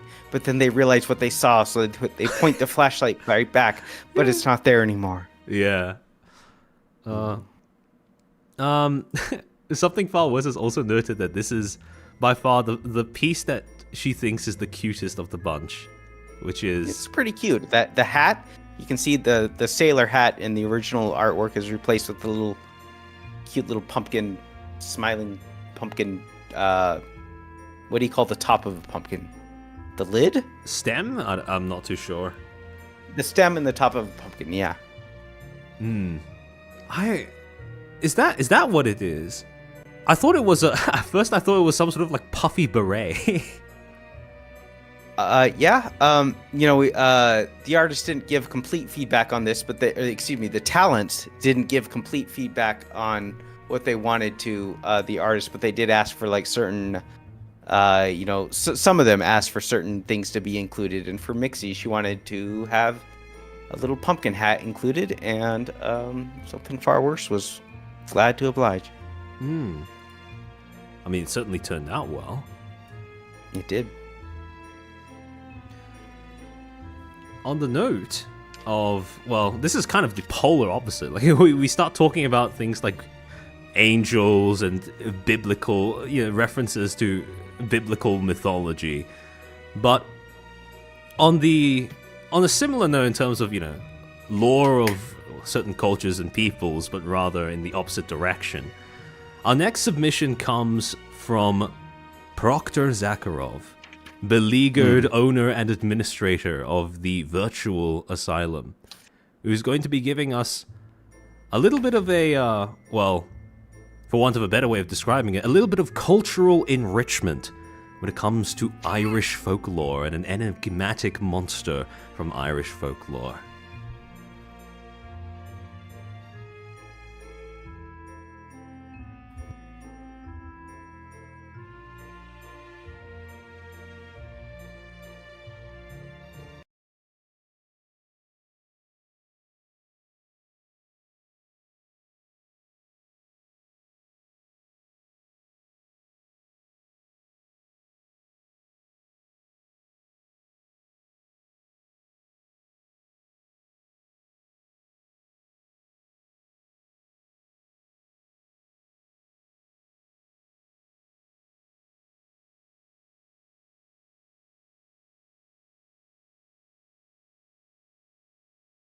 Of all Irish ghosts, fairies, or bogies, the banshee is the best known to the general public. Indeed, cross-channel visitors would class her with pigs, potatoes, and other fauna and flora of Ireland, and would expect her to make manifest her presence to them as being one of the sights of the country. She is a spirit with a lengthy pedigree. How lengthy, no man can truly say, as its roots go back into the dim, mysterious past. The most famous banshee of ancient times was that attached to the kingly house of O'Brien, named Aviel, who haunted the rock of Craiglia above Killaloe, near the old palace of King Cora. In AD 1014 was fought the Battle of Clontarf, from which the aged king, Brian Boru, knew that he would never come away alive. For the previous night, Aviel had appeared to him to tell him of his impending fate. The banshee's method of foretelling death in olden times differed from that adopted by her at the present day. Now she wails and wrings her hands, as a general rule, but in the old Irish tales she is to be found washing human heads and limbs, or blood-stained clothes, till the water is all dyed with human blood. This would take place before a great battle. So it would seem that in the course of centuries her attributes and characteristics have changed somewhat. Very different descriptions are given of her personal appearance. Sometimes she is young and beautiful, sometimes old and of fearsome appearance. One writer describes her as a tall, thin woman with uncovered head and long hair that floated round her shoulders, attired in something which seemed either a loose white cloak or a sheet thrown hastily around her, uttering piercing cries. Another person, a coachman, saw her one evening sitting on a stile in the yard. She seemed to be a very small woman, with blue eyes, long light hair, and wearing a red cloak. Other descriptions will be found in this chapter. By the way, it does not seem to be true that the banshee exclusively follows families of Irish descent, for the last incident had reference to the death of a member of a County Galway family, English by name and of origin. One of the oldest and best-known banshee stories is that related in the memoirs of Lady Fanshawe. In 1642, her husband, Sir Richard, and she chanced to visit a friend, the head of an Irish sept, who resided in his ancient baronial castle, surrounded with a moat. At midnight, she was awakened by a ghastly and supernatural scream, and, looking out of bed, beheld in the moonlight a female face and part of the form hovering at the window. The distance from the ground, as well as the circumference of the moat, excluded the possibility that what she beheld was of this world. The face was that of a young and rather handsome woman, but pale, and the hair, which was reddish, was loose and dishevelled. This apparition continued to exhibit itself for some time, and then vanished, with two shrieks, similar to that which had first excited Lady Fanshawe's attention. In the morning, with infinite terror, she communicated to her host what she had witnessed, and found him prepared not only to credit, but to account for the superstition. "A near relation of my family," said he, "expired in this castle last night. We disguised our certain expectation of the event from you, lest it should throw a cloud over the cheerful reception which was your due. Now, before such an event happens in this family or castle, the female spectre whom you have seen is always visible. She is believed to be the spirit of a woman of inferior rank, whom one of my ancestors degraded himself by marrying, and whom afterwards, to expiate the dishonour done to his family, he caused to be drowned in the moat." Now, in strictness, this woman could hardly be termed a banshee. The motive for the haunting is akin to that in the tale of the Scotch drummer of Cortahay, where the spirit of the murdered man haunts the family out of revenge and appears only before a death. Mr. T.J. Westrop, M.A., has furnished the following story. My maternal grandmother heard the following tradition from her mother, one of the Miss Ross Lewins, who witnessed the occurrence. Their father, Mr. Harrison Ross Lewin, was away in Dublin on law business, and in his absence the young people went off to spend the evening with a friend who lived some miles away. The night was fine and lightsome as they were returning, save at one point where the road ran between trees or high hedges, not far to the west of the old church of Kilchrist. The latter, like many similar ruins, was a simple oblong building, with long side walls and high gables, and at that time it and its graveyard were unenclosed and lay in the open fields. As the party passed down the long dark lane, they suddenly heard in the distance loud keening and clapping of hands, as the country people were accustomed to do when lamenting the dead. The Roslewins hurried on and came in sight of the church, on the side wall of which a little grey-haired old woman, clad in a dark cloak, was running to and fro, chanting and wailing and throwing up her arms. The girls were very frightened, but the young men ran forward and surrounded the ruin, and 2 of them went into the church, the apparition vanishing from the wall as they did so. They searched every nook and found no one, nor did anyone pass out. All were now well scared and got home as fast as possible. On reaching their home, their mother opened the door and at once told them that she was in terror about their father, for, as she sat looking out the window in the moonlight, a huge raven with fiery eyes lit upon the sill and tapped 3 times on the glass. They told her their story, which only added to their anxiety, and, as they stood talking, taps came from the nearest window, and they saw the fell bird again. A few days later, news reached them that Mr. Roslewin had died suddenly in Dublin. This occurred about 1776. Mr. Westrop also writes that the sister of a former Roman Catholic bishop told his sisters that when she was a little girl, she went out one evening with some other children from the village for a walk. Going down the road, they passed the gate of the principal demesne near the town. There was a rock or large stone beside the road, on which they saw something. Going nearer, they perceived it to be a little dark old woman, who began crying and clapping her hands. Some of them attempted to speak to her, but got frightened, and they all finally ran home as quickly as they could. Next day the news came that the gentleman near whose gate the banshee had cried was dead, and it was found on inquiry that he had died at the very hour at which the children had seen the spectre. A lady who is a relation of one of the compilers and a member of a County Cork family of English descent sends the 2 following experiences of a banshee in her family. In the first we read as thus: My mother, when a young girl, was standing looking out of the window in which their house sat at Blackrock near Cork. She suddenly saw a white figure standing on a bridge which was easily visible from the house. The figure waved her arms towards the house, and my mother heard the bitter wailing of the banshee. It lasted some seconds, and then the figure disappeared. Next morning my grandfather was walking as usual into the city of Cork, when he accidentally fell, hit his head against the curbstone, and never regained consciousness. A few years ago, a curious incident occurred in a public school in connection with the belief in the banshee. One of the boys, happening to become ill, was at once placed in a room by himself, where he used to sit all day. On one occasion, as he was being visited by the doctor, he suddenly started up from his seat and affirmed that he heard somebody crying.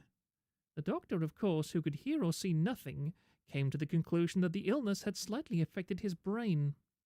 However, the boy, who appeared quite sensible, still persisted that he heard someone crying, and furthermore said, "It is the banshee, as I have heard it before." The following morning the headmaster received a telegram saying that the boy's brother had been accidentally shot dead. That the banshee is not confined within the geographical limits of Ireland, but that she can follow the fortunes of a family abroad and there foretell their death, is clearly shown by the following story. A party of visitors were gathered together on the deck of a private yacht on one of the warm Italian lakes, and during a lull in the conversation, one of them, a colonel, said to the owner, "Count, what's that queer-looking woman you have on board?" The Count replied that there was nobody except the ladies present and the stewardess, but the speaker protested that he was correct, and suddenly, with a scream of horror, he placed his hands before his eyes and exclaimed, "Oh my God, what a face!" For some time he was overcome with terror, and at length reluctantly looked up and cried, "Thank heavens, it's gone!" "What was it?" asked the Count. "Nothing human," replied the colonel. "Nothing belonging to this world. It was a woman of no earthly type, with a queer-shaped gleaming face, a mess of red hair, and eyes that would have been beautiful but for their expression, which was hellish. She had on a green hood, after the fashion of an Irish peasant. An American lady present suggested that the description tallied with that of the banshee, upon which the Count said, "I am an O'Neill. At least, I am descended from one. My family name, as you know, Nelsini, which, little more than a century ago, was O'Neill. My great-grandfather served in the Irish Brigade, and, on its dissolution at the time of the French Revolution, had the good fortune to escape the general massacre of officers, and, in the company with an O'Brien and a Maguire, fled across the frontier and settled in Italy." "The banshee is yours, then," cried the colonel. "What exactly does it mean?" "It means," the Count replied solemnly, "the death of someone very nearly associated with me. Pray heaven it is not my wife or my daughter." On that score, however, his anxiety was speedily removed, for within 2 hours he was seized with a violent attack of angia pectoris and died before the morning. And with that, ladies and gentlemen, we conclude our look at Irish banshee legends. Fun fact, almost 10% of the population of the United States claims Irish ancestry. If you are among that number, I hope you keep these tales in mind the next time your Oshi lets out an unearthly wail of dread. She might just be foretelling your death. Sleep well.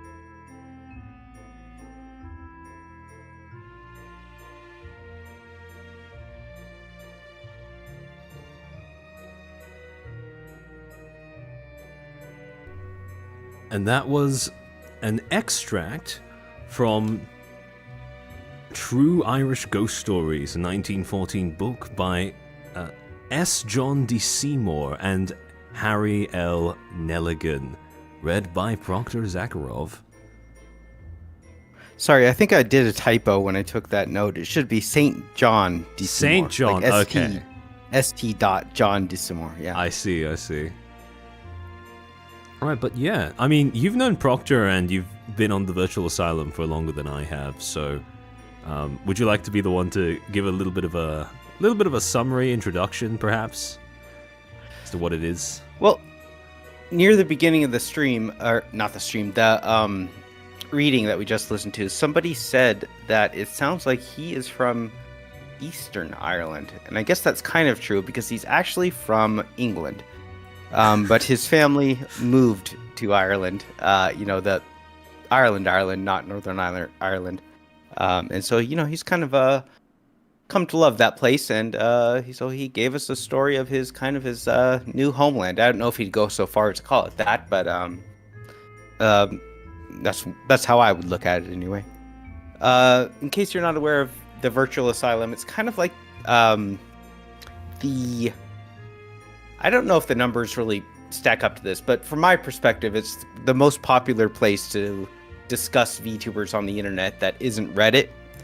So if you don't, if Reddit isn't quite your vibe, you might want to consider heading to the Virtual Asylum. It can be a kind of a rough and tumble place. There's people that, try to get some slurs past the filters, and some slurs just aren't filtered. So, people kind of take that to its logical conclusion from time to time. So if you, don't want to see people trying to make in towers every now and then you can stay away from there. But on the whole, it's a great place to, discuss VTubers and, float your pet rat out there, or, tell people about events you're excited about. Obviously, the has a pretty big FaZe Connect fan presence, so the FaZe Connect thread was getting like 10-15 pages of new posts a day, with these recent new debuts that we had. And there's also a thread for HoloLive. There's like a normal Niji-Sanji discussion thread, and then there's like a Niji-Sanji fuck-up discussion thread. And And, there's a thread for large indies, there's a thread for small indies, and then there's just like a general discussion thread. And there's threads on everything else. If you are a VTuber yourself, there's also threads about like, how to use certain tools and how not to get doxxed. And I would suggest people read those.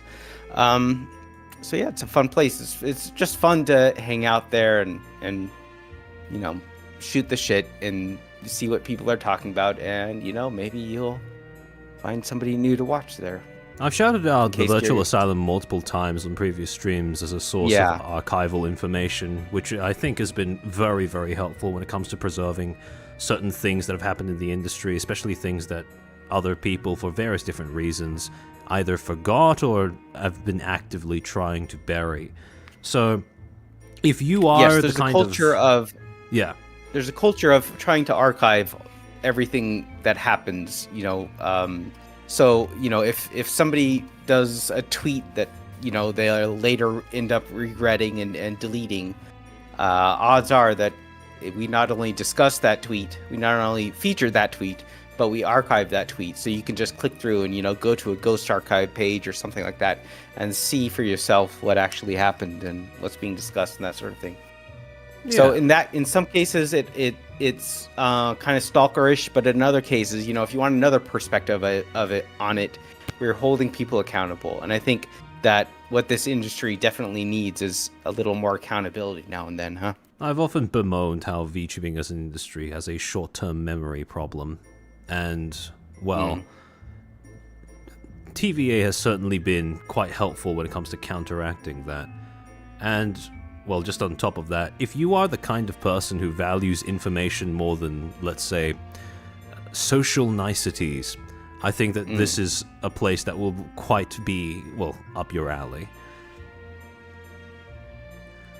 Did Shondo's recent tweets get archived? You better believe it. I was going to say as well, regarding the actual contents of what Proctor's narration was about, have you ever heard anything? Well, actually, have you ever heard anything that you may have suspected of actually being a banshee? I have not, no.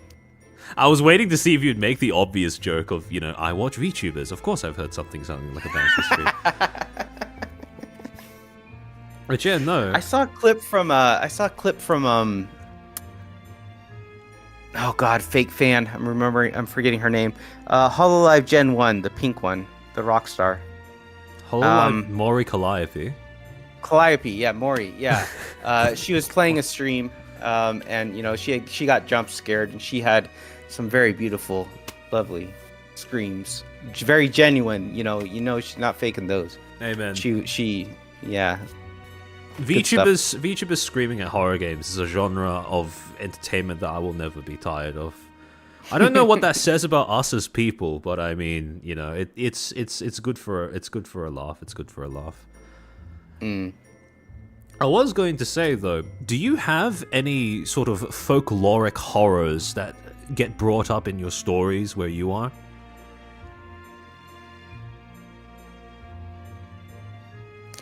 I'm afraid I can't answer that without giving out a little more information about my location than I want to give out. But okay, yes. Fair enough. Okay. Yes. Because I was going to say... Yeah, sorry? I don't totally not believe in certain cryptids, let's put it that way, because Really? I feel like we are finding new species all the time. Right? True. Or like some species that was thought to exist we'll find like there's some small colony of like 10 of them still left in some certain cave of some certain mountain or something. That happens all the time, or at least it seems to anyway. So like real creatures. Yeah. So I mean, who's to say that some of the more fantastical ones aren't out there too, That's you make a good point, because I was going to raise how in Australia we have one of the more interesting folkloric entities, I suppose. I suppose you could call it a cryptid, although I think that's a bit more of a modern term for it. One of the more interesting cryptids that we have over here in our country's folklore is the bunyip, Or, well, I mean, everyone when they think of Australian cryptids, they default to haha drop bear, right? That's the that's the hazing thing that we do to people who are not, who don't have a great understanding of Australian wildlife. They come over here, they hold a koala in their arms or something, and then we tell them while they're holding it, yeah, that's one of the most dangerous creatures in the world, right? But if we're talking actual cryptids, not just memes that we make up to scare foreigners, bunyips are one of the more interesting ones, because it's supposed to be this kind of almost this amalgam between different aspects of Australian wildlife. This sort of cross between a kangaroo, this sort of almost like think a carnivorous kangaroo almost. Sometimes they're described as having spines of an echidna, or they have some sort of reptilian feature about them. But there's this thing that haunts swamps, or I forget the technical term for it over here. It haunts swamps or little, almost like oases in the Australian deserts. And they just wait for travelers to come close and then pounce on them and drag them into the water and eat them. But yeah, no, because I don't think I've ever encountered, even as a child, I don't think I've ever encountered a situation where even fancifully I would have had some sort of thing happen where I would suspect it of being a cryptid hiding just out of my field of vision or whatever. But I mean, I'm sure you've had a few close encounters with cryptids in your own area that we'll be getting to later on in the stream. Cryptids, I feel like part of them being cryptids is they would be fearful of humans, and they would try to avoid us as much as possible, right? So I don't necessarily buy into the cryptids being these fearsome things that are going to be attacking humans. I think they'd be more secretive. That's a fair enough assumption, I suppose. Would that be a distinction that you would make between something like a folkloric monster and a cryptid then, where cryptids are things that are, well, cryptical because of the fact that they avoid human contact? Whereas, folkloric monsters are probably things that may be more malevolent. I never thought of it that way, but that sounds good to me, yeah. Yeah, someone in chat also brought up Tasmanian devils. Yeah, that's one of the creatures that we have in Australia that's not actually a myth. It's a real thing. Imagine a raccoon, but bigger, muscly, and with a mouth full of teeth that are about as big as your pinky, right? So these are creatures that they have been naturally selected to be as aggressive and disagreeable as possible. There was a point in time, I think over the last 2 decades, where Tasmanian devils almost wiped themselves out because, being tiny, furry balls of fury, they regularly get into fights with one another where they'll bite and scratch and etc. And there was a strain of contagious cancer that was spreading throughout the population, where they developed tumors on their skin and stuff like that. And the way that would spread is, funnily enough, through bites and scratches. So these devils would get into fights with one another, bite one another in the face, and then infect one another with this form of cancer. And because of that, we had to have an entire national intervention, basically, to try and stop them from killing themselves. Yeah. Break it up. Yeah, basically. But it's the... I don't know if I'd call it the tamer version of rabies, but it is kind of similar in that regard, in terms of how it spreads and the way that it works.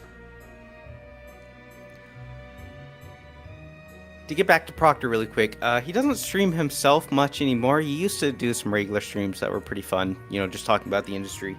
I kind of hope we can talk him into doing those again, because those were a good time, but he hasn't done one in several months, so he doesn't really count as a streamer or VTuber.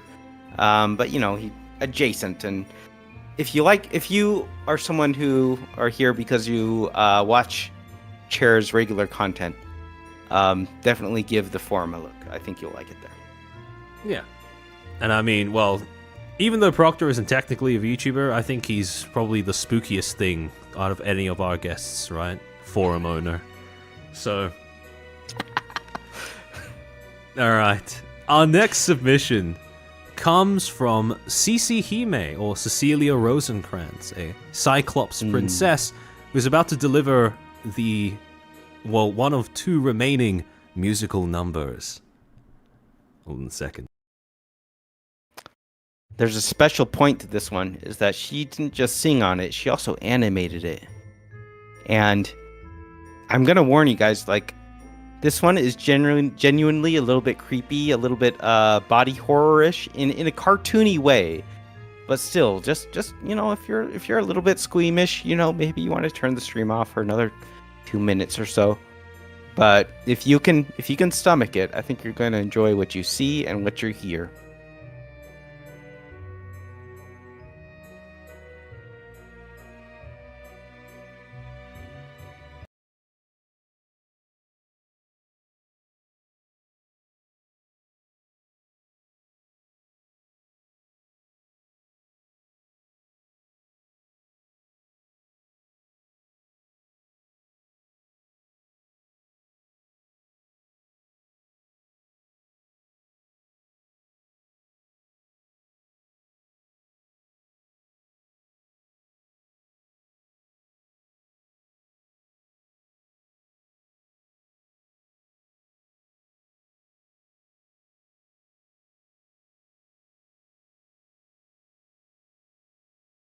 Don't you ever laugh as the hearse goes by, for you may be the next to die. They wrap you in a big white sheet, from your head down to your feet. They put you in a big black box and cover you up with dirt and rocks. And all goes well for about a week. Then your coffin begins to leak. The worms crawl in, the worms crawl out. The worms lay pinnacle on your snout.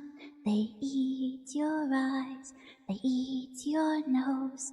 They eat the jelly between your toes. A big green worm with rolling eyes crawls in your stomach and out your eyes. Your stomach turns a slimy green, and pus pours out like whipping cream. You spread it on a slice of bread, and that's what you eat when you are dead.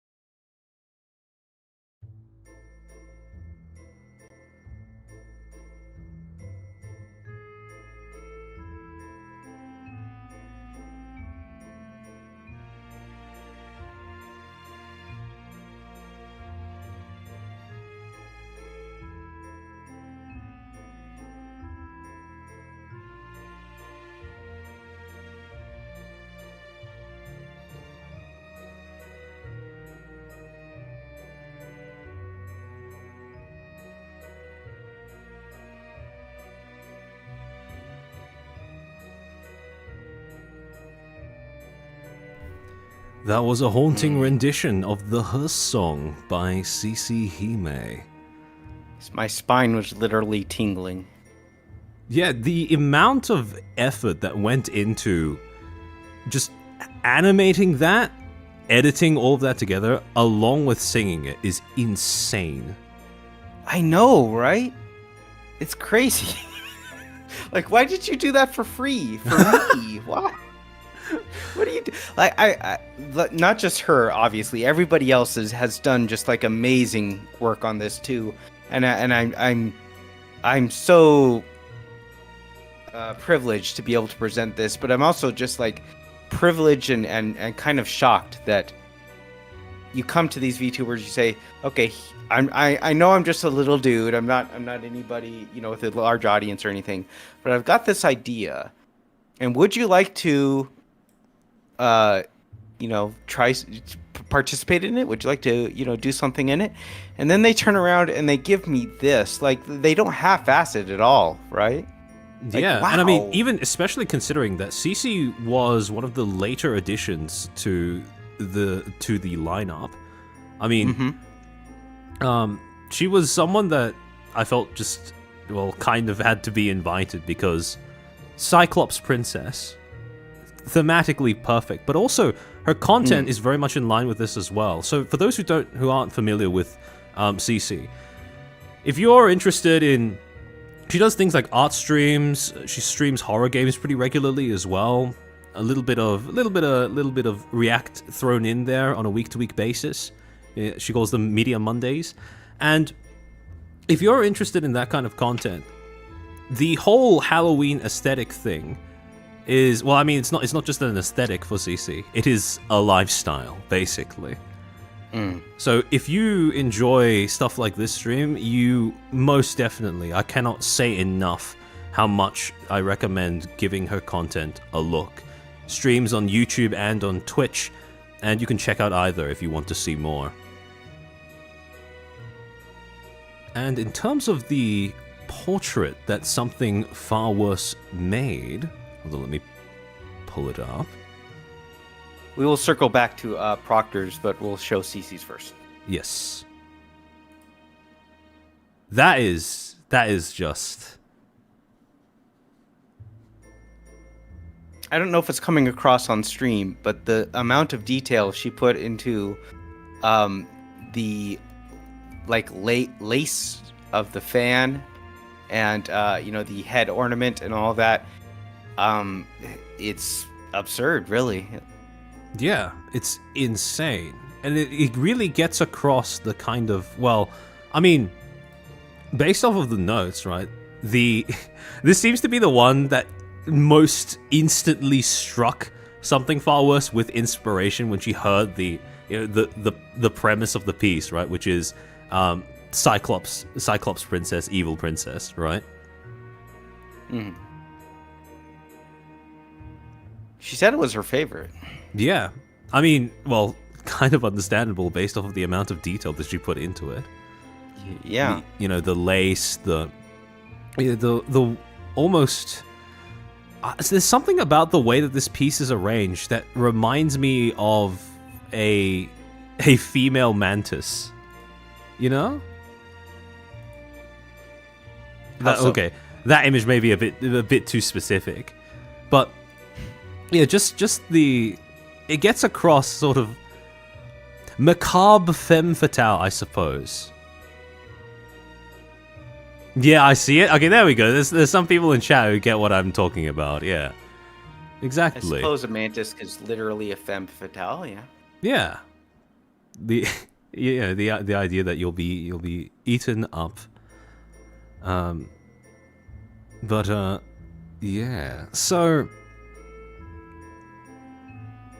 the other thing that Something Far Worse left in the notes here is that she didn't realize that drawing lace on MS Paint was going to be as difficult as it was. I mean, regardless of how difficult this was to actually make, it turned out great. I mean, I haven't used the most recent versions of MS Paint, so I don't really know how it's improved or anything like that. But I know, at least when the versions that I've used didn't really have anything in the way of fill in a pattern or use a brush or all these other things that Photoshop or Paint Studio Pro, whatever it's called, is going to have, right? You're still just kind of manipulating dots, right? I mean, that's how I usually thought of MS Paint. Because generally when you tell people, I use MS Paint, usually what they picture in their head is something that's a bit more goofy, right? Or something that's a bit more simplistic. But this is completely blown me out of the water when it comes to the kind of artwork that you're capable of making in a program like that. Because this is not the kind of artwork that I would associate with that program at all. No. Usually. No, definitely not. I surely she has experience with other programs. I don't know if she just is comfortable with MS Paint or if it's kind of a self-imposed challenge or that sort of thing. Andro Gonzalez, unfortunately, she does not. If you're speaking of CeciHime, her channel should be linked in the description.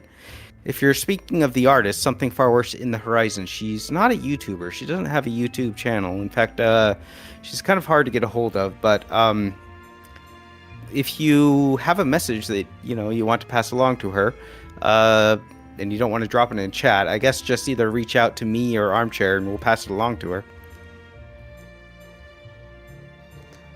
Yeah, I was also going to ask, have you had when you want to make art, right?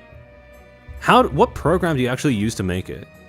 Because from what I've seen, most people seem to use Procreate or some variation of Procreate. I tend to gravitate towards Photoshop because of the way that I taught myself how to make I taught myself how to photo bash and stuff like that. But yeah, no, what do you use? Well, I don't really consider myself a graphic artist. I think the medium I'm most comfortable with would actually just be painting, right? Like in the real world. But I mean, if I need to manipulate a photo or something like that, I will use a program called Acorn. I'm a Mac friend, and Acorn is basically a Photoshop clone that costs 1/20th of the price of actual Photoshop. Can you even buy Photoshop anymore? I think it's just a subscription now. You just have to subscribe, or you sell the high seas. That's pretty much it. Yeah. Adobe, you deserve everything anyway. Yeah. It's an inexpensive Photoshop clone that does what I need it to do, and so it's called Acorn. I mean, don't get me wrong, Photoshop's features are convenient, but honestly, I think twice when I look at the subscription bill every time I use it, so yeah. You should. You should. That's actually, they're getting you. You should know exactly what they're doing to you with those. Sure. One of the programs that seems to be picking up steam when it comes to people looking to make art, but in a more accessible way perhaps than Photoshop, is Canva, which I find to be quite interesting. Because I see it being used more and more often in graphics, for example, that get posted on Twitter or things like that. I'll look at a specific asset and instantly recognize, oh yeah, that came from Canva. Or look at the way that the entire thing is arranged and go, okay, that doesn't look Photoshop. That looks like something that someone assembled in Canva. And I do wonder if the new meta, because I think I've been seeing increasingly often people growing fed up with Adobe and their products. So I do wonder if we're due for a kind of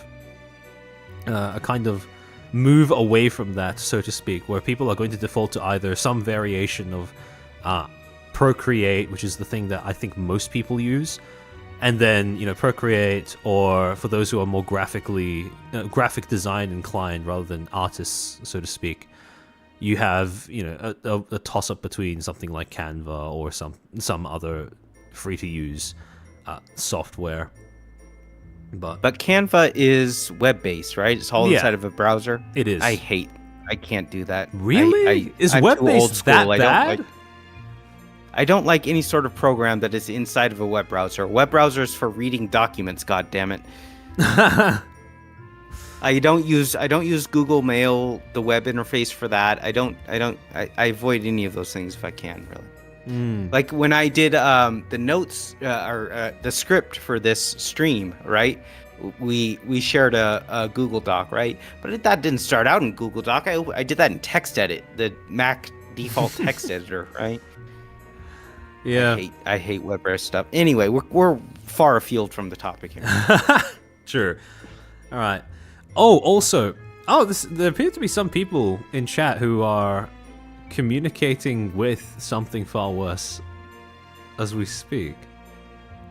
We're saying, one did say that they wanted to say that they appreciate the art, and I don't know if she's watching tonight. I haven't got any indication that she is, but Something Worse is an art god. Yes, indeed, she is. Yeah.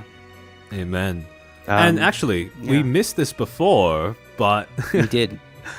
She also drew a piece for Proctor. Well, let me pull it up.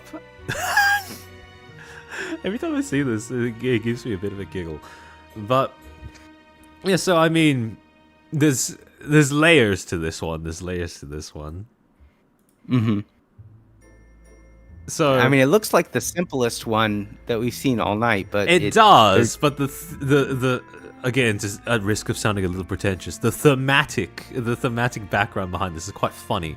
So I start off with very obviously, like it's based on his Twitter profile pic, which is Mihawk from One Piece.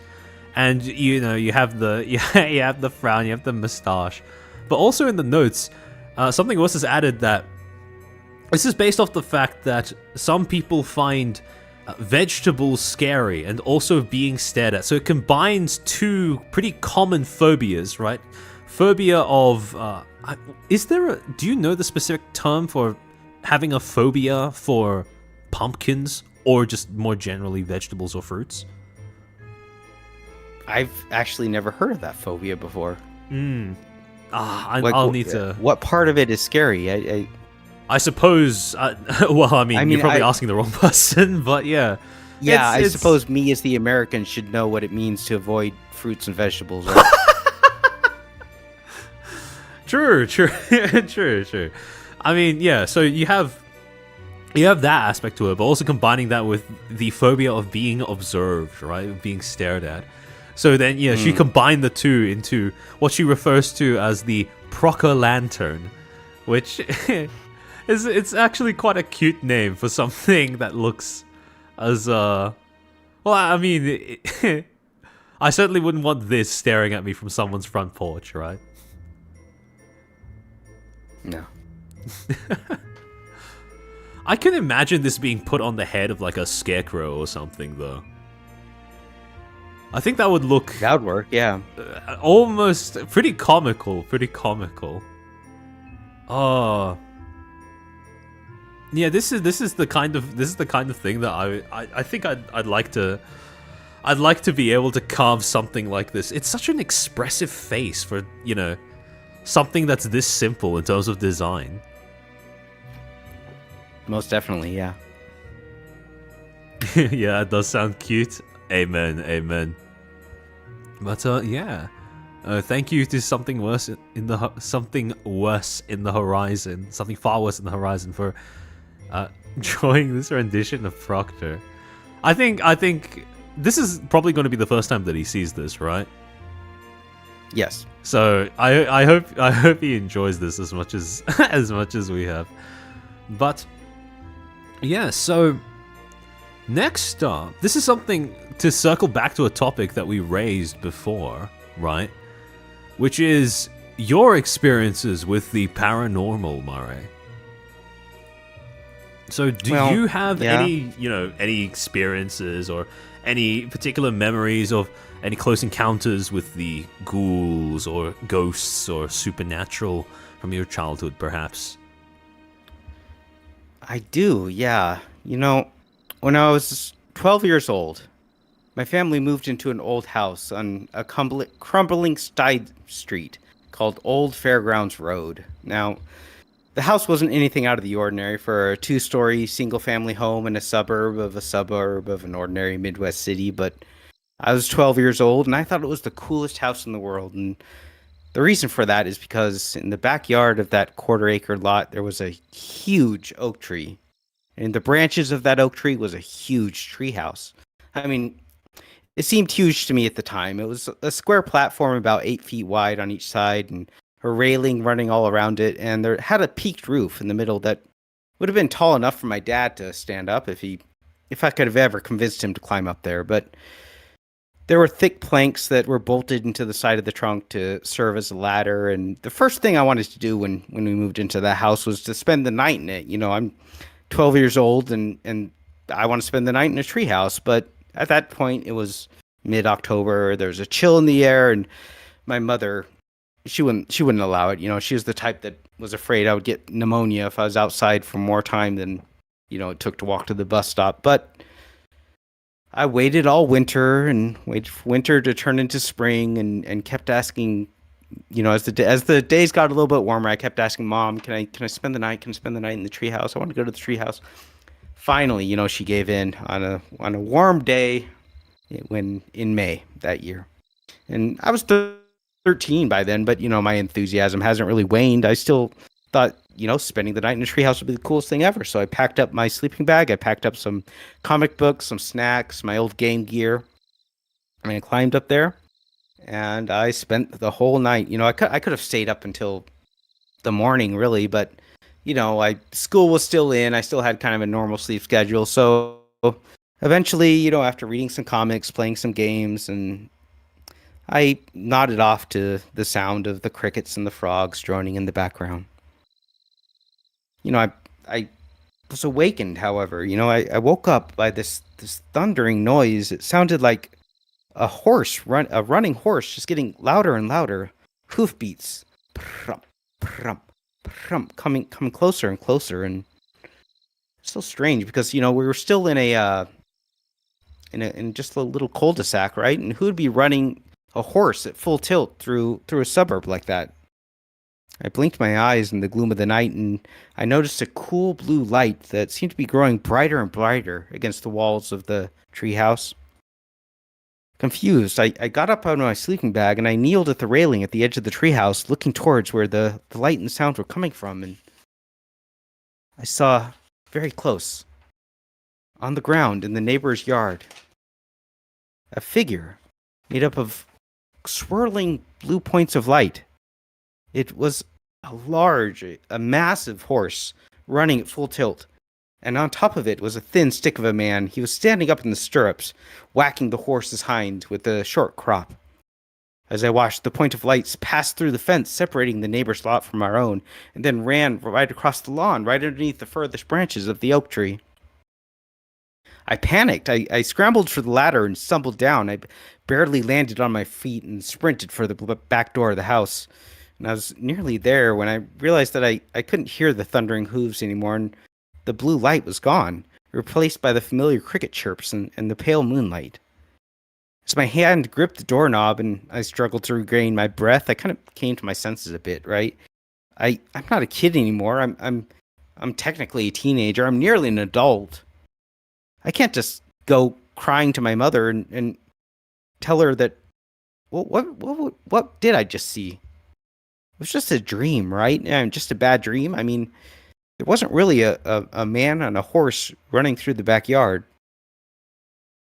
So I turned around and I walked back to the treehouse, and it was, at that point that I realized that I hadn't put my shoes on before I went down the treehouse, and I'd been running across the lawn in my bare feet and getting all scratched up and by the rocks and the sticks, and I made it back to the treehouse, and I climbed up the ladder, and after, reading every comic book that had brought back up to me, brought up the treehouse to read, my heart slowed down, and I eventually was able to fall back asleep and sleep through the rest of the night. But, I couldn't admit it to myself, but I was too frightened to spend the next night in the treehouse or the next weekend, and, weeks passed, and I didn't want to go back up there, but eventually, I was able to convince myself that, yeah, what I had just seen, it surely was just a bad dream, right? And, the childhood desire to spend the night in a treehouse just started growing and growing again. So one night, it was the first night of summer break, right?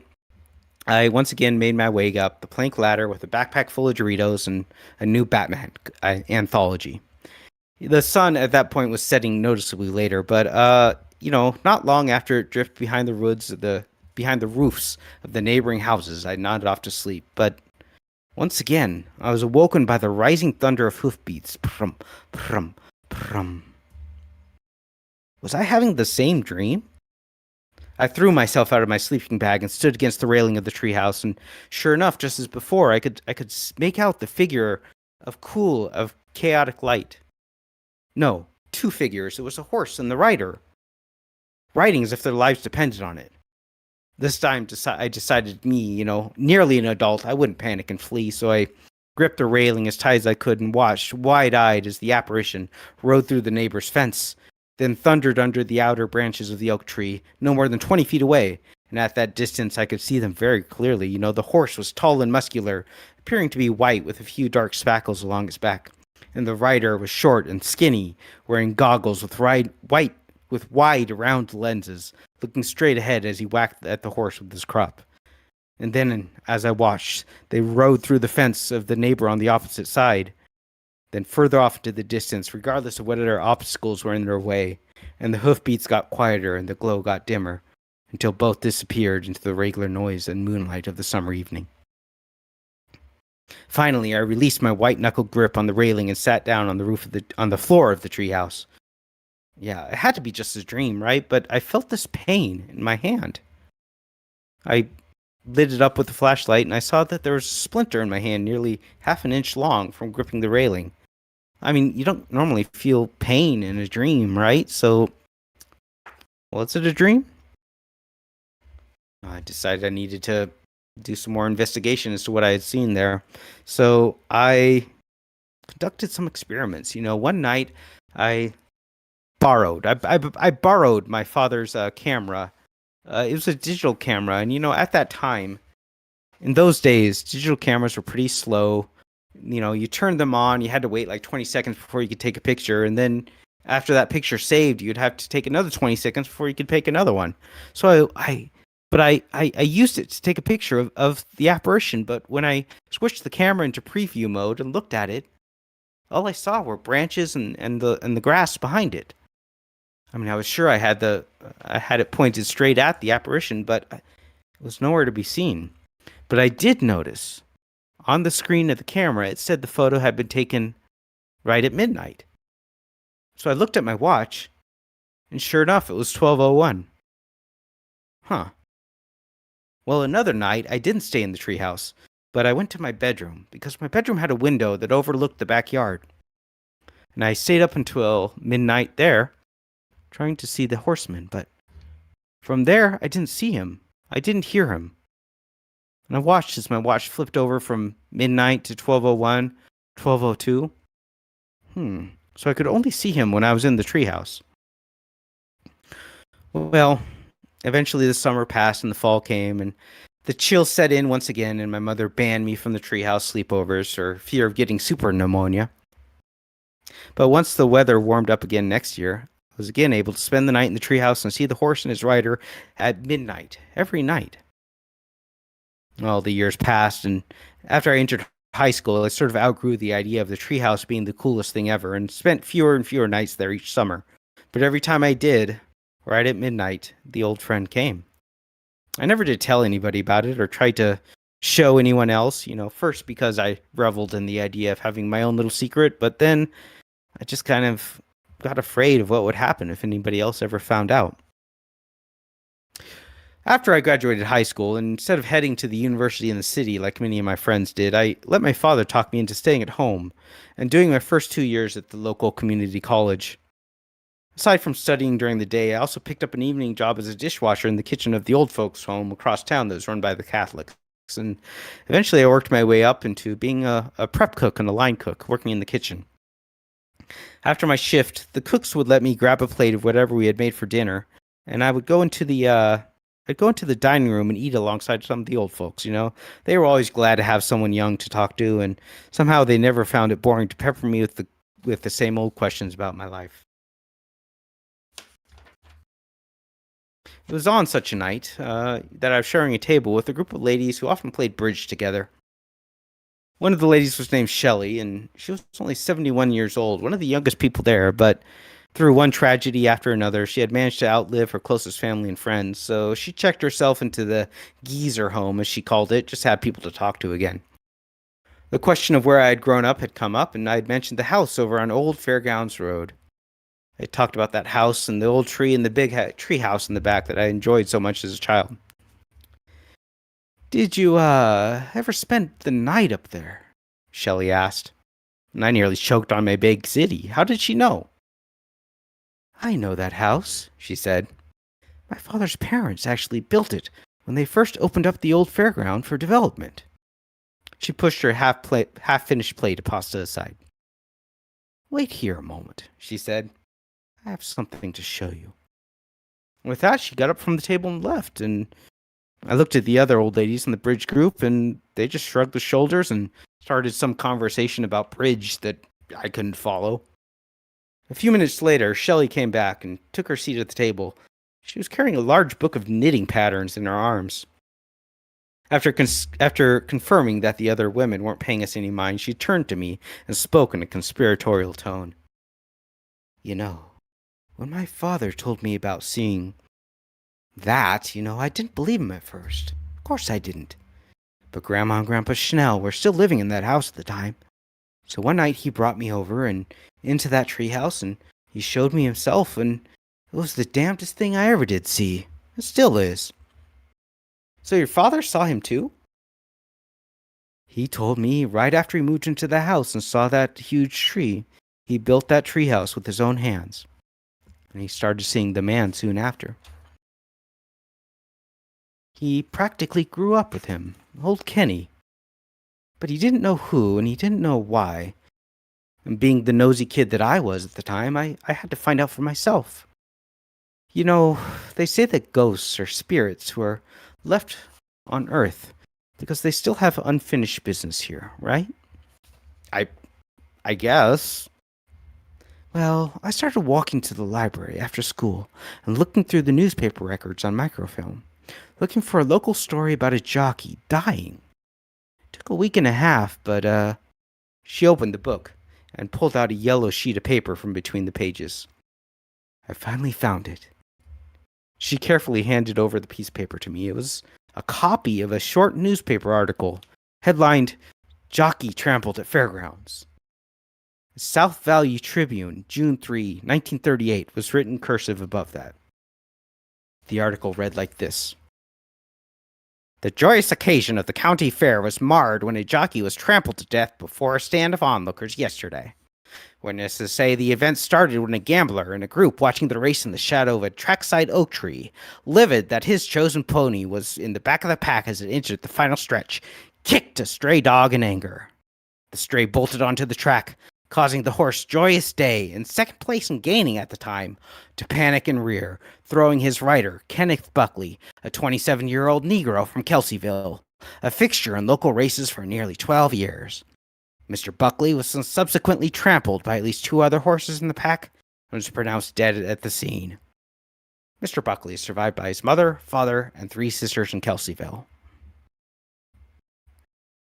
I carefully handed the old piece of paper back to Shelley, who put it back in between the pages of her book. Unfinished business, I thought aloud. Unfinished business, Shelley repeated.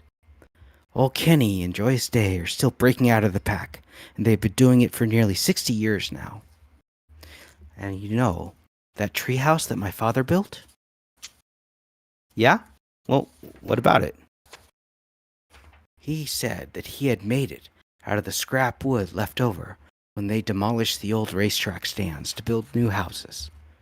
Every night that you spend in that treehouse, you're sitting in the old racetrack stands, right next to where Kenneth Buckley died. Fiend.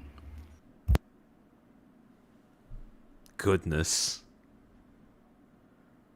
Ooh. You know what makes that extra chilling? In consideration of that being a Doulahan that was haunting where you were living? What's that? Doulahans usually only appear to those who are ready to die. Yeah, I guess I did. I didn't consider that aspect, but I was just thinking of how the haunting would be. I guess the wood of the racetrack would be what connected the treehouse being made out of that wood would connect the incident to the modern times, and that's how they saw the ghost. And that story was a bit long. It actually kind of ends at the midpoint. I had some more stuff going on, but I had to trim it back. So I'm not really totally satisfied with that ending, but I think it works out more or less. Oh no, I think it does too. The idea of inviting a ghost into your house by accident because you've taken something that it has become attached to without even knowing and sort of built it into where you live. That's something that's always been an idea that kind of scares me. The idea that you move into a house, you don't know what it's made from, and then suddenly when things start happening, you realize that you've upset one of the previous tenants, so to speak. Mm-hmm. Because, yeah, no, I wanted to ask: was this something that? Because it was. Is it phrased off of something that actually happened to you in childhood? Very vaguely. So, the connection is that the house that I grew up in as a child, more of an apartment really, was built in an area where that had once been the county fairgrounds, and it had since long ago moved to another town. And before they built up the area as much as it ended up being built up, you could see this indentation in the grass, which kind of could have been maybe a racetrack. I don't know. Maybe it wasn't. Maybe it's just my imagination. But I like to imagine that, from my backyard, I could, well, at least if you climbed the fence and looked over the fence, you could see, what used to be a racetrack. I never did see a ghost of a horse and a jockey. But what made me think maybe there's something spooky going on with that house, that apartment. I keep saying house, it's more of an apartment. It's like a duplex, right? Was that soon after we moved in, and we still hadn't moved all of this stuff in. I was exploring it. I was looking through, and there's a place where the dryer should go, and the dryer is going to be exhausting hot air. So there's a vent that would lead outside that you'd put in one of those, I'm forgetting the tubes, like metallic tubes to vent out the air outside, right? I'm sure there's a proper term for it that I'm not recalling. Anyway, I was playing around there, and I looked through that hole where the air is supposed to vent outside. And as I'm looking through, right at that exact moment, I see an arm reaching in from the other side of the wall through that hole. And it spooked me out. I jumped back and I probably yelped. I don't remember. I was pretty young at this time, but I went around the side of the building trying to see who was there reaching their arm through the hole at the same time I was looking into it, but I couldn't see anybody. There's nobody there. So to this day, I have no idea if I was somehow hallucinating or somebody just happened to be walking by and put their arm through the hole at the time and then turned a corner before I could find them, or maybe it was a ghost haunting the air duct. I don't the dryer air duct or something. I don't know. Maybe if you check inside, there might have been some sort of relic from the past hidden there. Maybe. I mean, it's kind of a mundane story, but that is the closest I've ever come to seeing what maybe possibly could have been a real ghost. At least that I know of, right?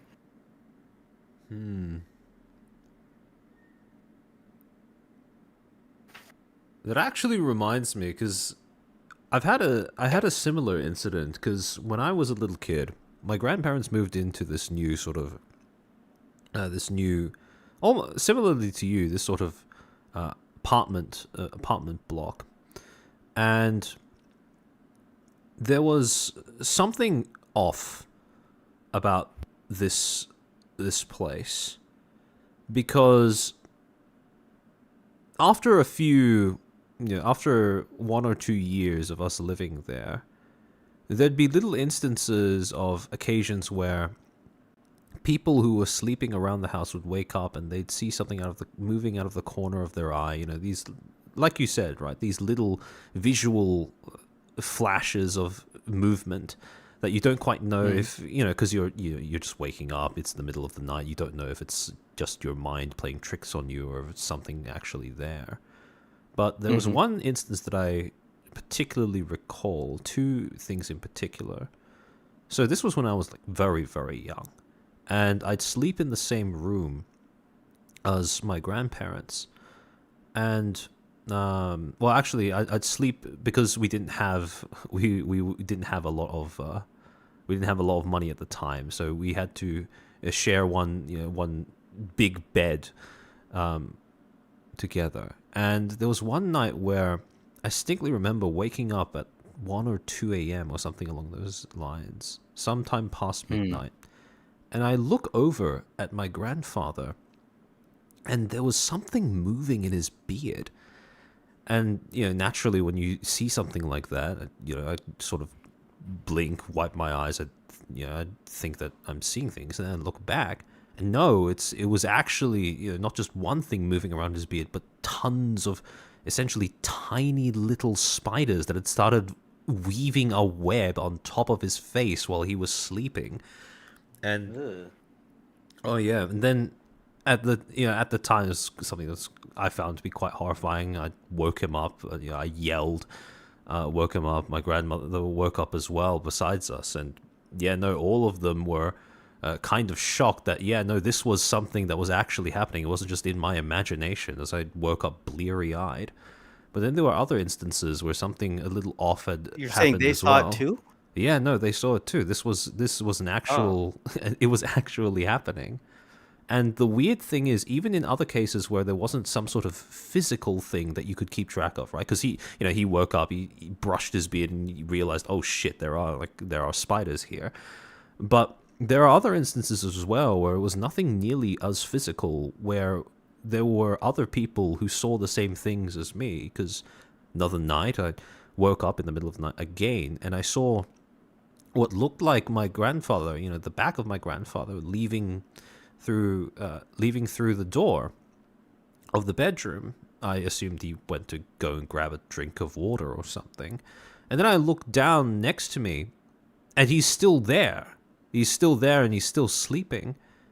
And I'm just left there thinking, who was that? Who did I just see? And the weird thing is, my grandmother would tell me similar stories of instances where she's woken up in the middle of the night, saw what looked like my grandfather leave the room, and then looked to the side and saw him still sleeping next to her as well. So this wasn't something that it was just me seeing things. And eventually, we'd go, eventually my mom would hear us talking about this, and she went over to the local library, had a look through some council records. And apparently, one of the things about the apartment complex where we lived was that it had been built on top of what had previously been an old nursing home. And the working theory amongst my family, at least, was this was a ghost of one of the residents that had taken a specific I suppose a specific attraction to my grandfather for whatever reason, which is a little disconcerting to think about. But yeah, I mean, he's got that ghost riz, huh? I suppose that is one way you could put it. Yeah. Do you have any instances? Because that story being based off of a locational haunting, I suppose. Do you have any stories of, possible hauntings or whatsoever, where the supernatural thing in question was attracted more to a specific person rather than a place?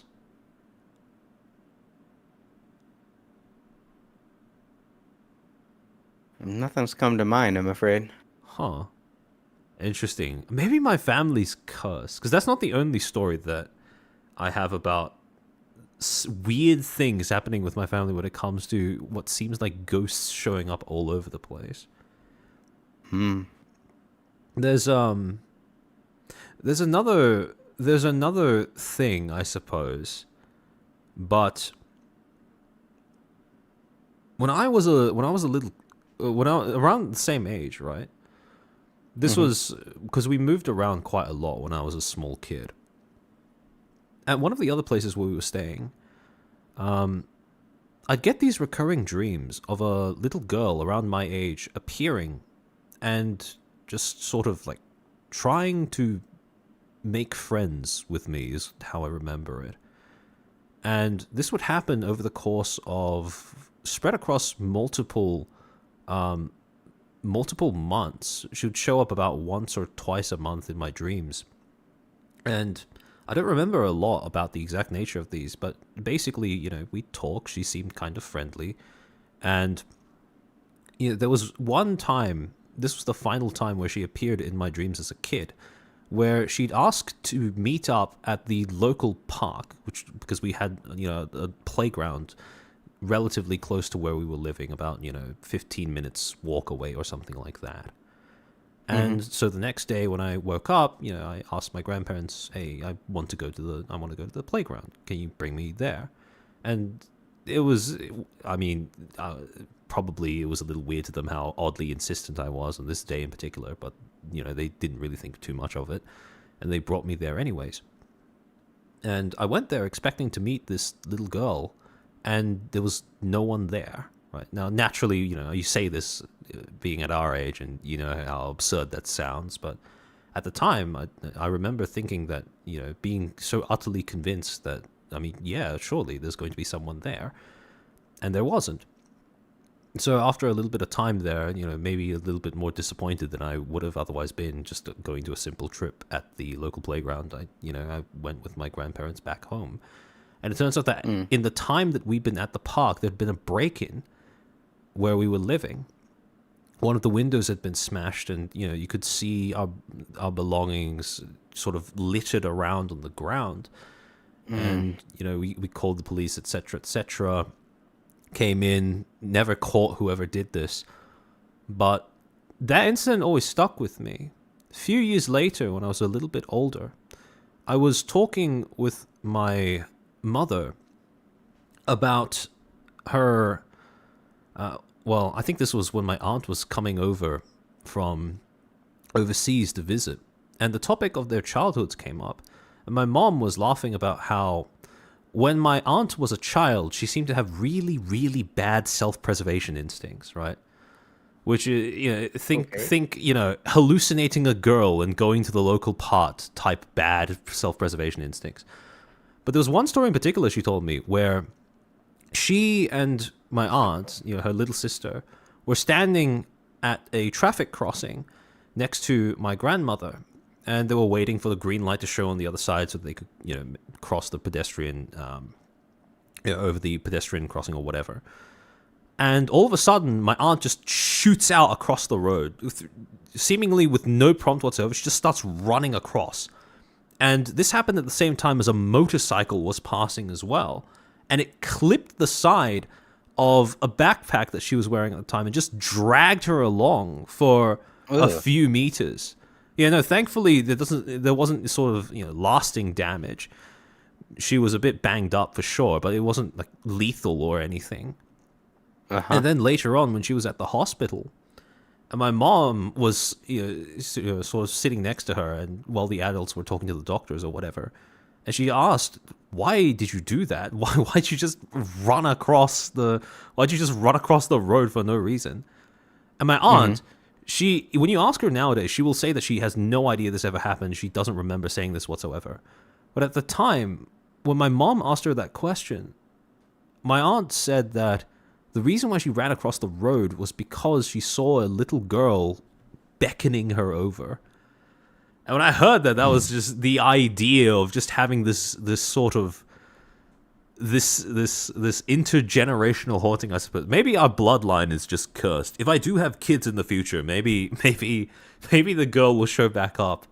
But yeah, no, it is one of those things that kind of makes me think a little bit about what exactly what is my family passing down from generation to generation? What's going on there? Something a little strange in our blood, perhaps. But yeah. Well, like Rand Cossack said, maybe having the exorcist ancestor may lead to trouble. Maybe that is true. Perhaps she annoyed too many spirits, and now they're cursed you forever. Maybe cursed your family. Actually, on the topic of things that may look like they may curse you if you look too closely at it. Hold on. Go on. Let me bring up this art piece by Something Far Worse. It's made specifically for Murray, because I want people to see what I mean when I say that this is like kind of nightmare fuel. Hold on. Okay, there we go. I don't know if the details come across there. Hold on, let me see if I can maybe zoom in a little bit. she went whole ham on this horse. Yeah, she did. She did. It's got all the muscles and all that sort of thing. Apparently, this is the first time she's drawn a horse, which that is I incredibly. don't know if I believe you, yeah, ma'am. that's Yeah. what I was gonna say. I find that incredibly difficult to believe, based on Maybe how she's this done it turned in other out. mediums or something, but Maybe. yeah. But yeah, no. So this was inspired. No, I mean this was pretty obviously inspired by Murray's story, right? Of this sort of ghostly highwayman, this undead highwayman that would haunt his place when he was a kid. But on top of that, there was a detail about your model that I never quite noticed before, which is that you have spiral eyes. I never quite noticed that either. Like in some of my art, yeah. Like I think this piece specifically that is on my Fugi right now, the inside the eyes, there's kind of the spiral thing going on. But yeah, I never really considered it an aspect of Murray, but I'll take it.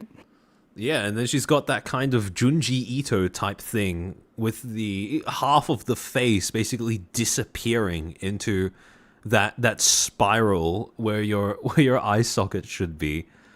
And that's there's just, I find that there's something about eyes that's so fundamentally, I don't know, there's so much room to play with aesthetically when you want to make something look scary. If you just alter the way that its eyes work, or whether they even exist on the character or not.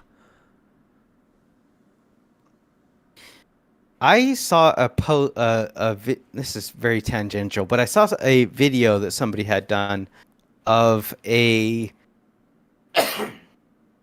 video that somebody. Excuse me, I should have muted for that. I apologize. No problem. We get extra ASMR. It was, yeah, TSKR. Okay. Anyway, somebody had lost their eye for whatever reason, and they had built like this bionic eyeball to put in their eye socket that could emit light, so it kind of functioned as like a flashlight. Okay. And I thought, okay, I guess that's useful if you're looking for something in the dark, right? You're looking for something under the bed or something. But I bet what it would be most useful for is if somebody broke into your house and you just kind of like walk down the hallway with that one eye. You wouldn't need your own gun, right? I bet everybody involved in that situation, on the other side of it would just like, nope, intimidation points, yeah. Oh, imagine being at any rate, yes, a burglar and seeing that eyes. Ooh, They're a very huge aspect of our humanity. Entire songs get written about eyes of people, right? Yeah, that's true. Definitely a huge aspect of. See, that's why I find it so strange to me that you find leopard seals actually cute, because their eyes are just so. Look at them. They have reptile eyes. That just looks wrong in a mammal. Okay. It's okay. To each their own, I suppose. Some people find reptiles cute. That's true. Well, I mean, take or leave most of them, but. Usually when people say they find reptiles cute, they mean things like skinks, though, or like, small lizards or something like that.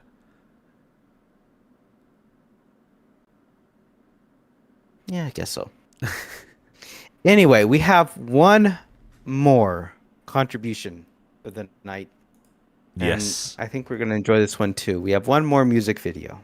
One more music video, courtesy of Dollie Hitsujida, a sheep VTuber from the UK. So this is another resident of one of the harshest places in the world to live as of 2025. And so, yeah, this is a rendition of From the Gallows. Hope you enjoy.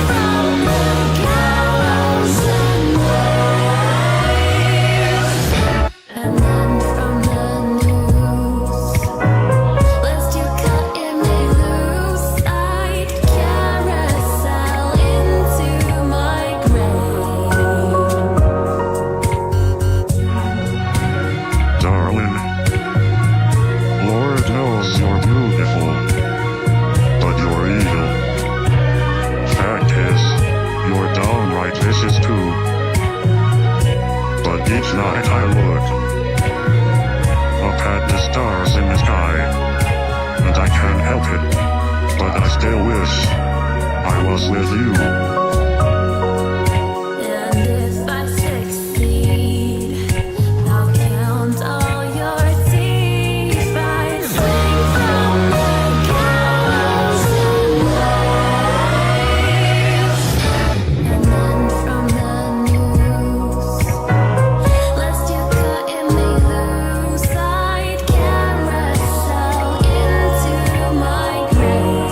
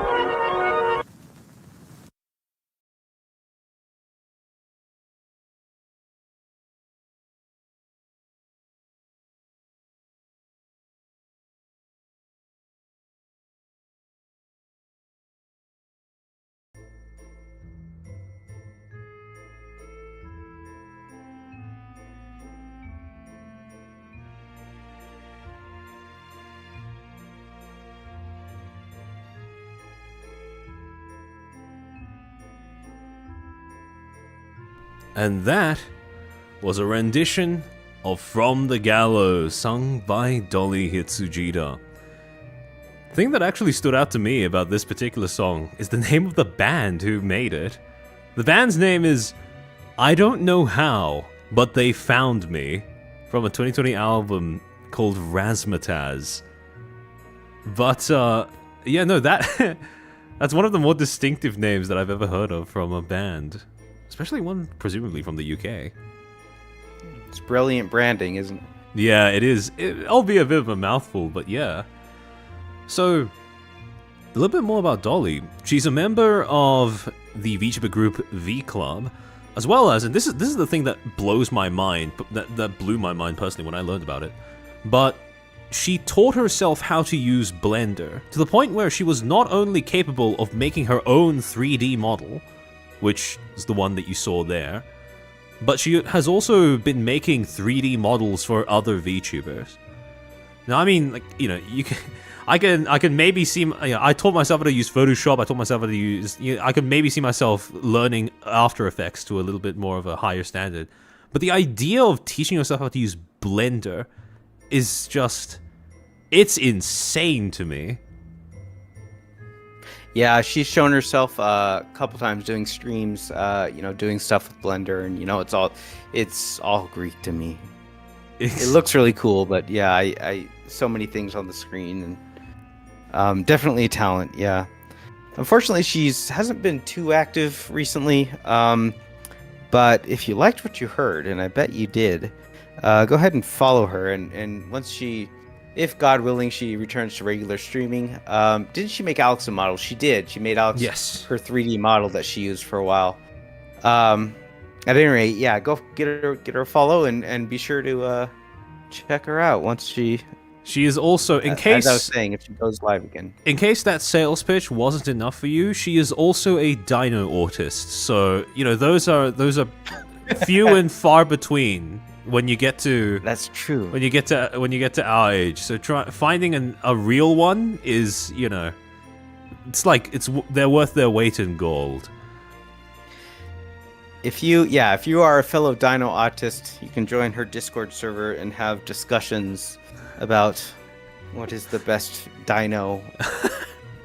I don't know. I'm sorry, I'm not one of them. I don't know how to evaluate one dinosaur versus another. Disgusting tourist.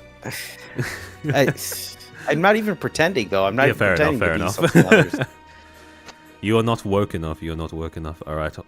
And this is the portrait that Something Far Worse is made for Dolly. Now, this is actually one of the ones that I found to be not as, viscerally intimidating as the other ones right at the start when I first looked at it. Oh, but what's in those steins that she's carrying? Yes, what's in That those doesn't look like steins a nice indeed. fresh. Doesn't look like a nice normal glass of beer, does it? Something else going on there. But yeah, she did a great job with the Oktoberfest, appropriately themed Oktoberfest. What'd you call it? A dress outfit? I don't know. Yeah. That carried over quite well. I mean, this is one of those pieces where, and I understand that looking at it on stream because of the quality restrictions, it might not be as easy to observe. But when this is posted elsewhere, hopefully when you zoom in, it's one of those pieces where there's always more to look at the longer you look at it. So you have what looks like spiders crammed into the one on Dolly, the mug furthest. Is the official name a stein? Maybe the steins have lids, and I don't think these ones have lids. So maybe I was wrong to call them steins, but Okay. I was just going to say like tankard or mugs. cups. Yeah, mugs. One on Dolly's right seems to have spiders crammed into it. One in the center seems to be some sort of like magical substance bubbling up to the top. And then you have... Well, she gave us a list of what's in them, didn't she? Oh yeah, no. Crucio. Do you know Harry Potter spells? I read Harry Potter once 25 years ago. I don't. Okay. Yeah, because I'm the not beer- familiar with what Crucio is, but yeah. The That beer was the spell flavors that are inspired it. spider. Mm-hmm. Yeah, Spider Crucio, which she explains as a very cute spell in Harry Potter. And then ghosts. So that third mug is full of ghosts. I don't know if I'd want to drink a ghost. Colossal squid. I think I'd prefer to drink the colossal squid. Magic and eyeball. Yeah, You can kind of make out an eyeball. at the Yeah, very you can right see there, it yeah. dangling over the top. Yeah. Actually, on the note of drinking ghosts, there's a bit of cursed cultural lore that I've shared with my chat before. But have you heard of the Korean folktale behind why people's noses run?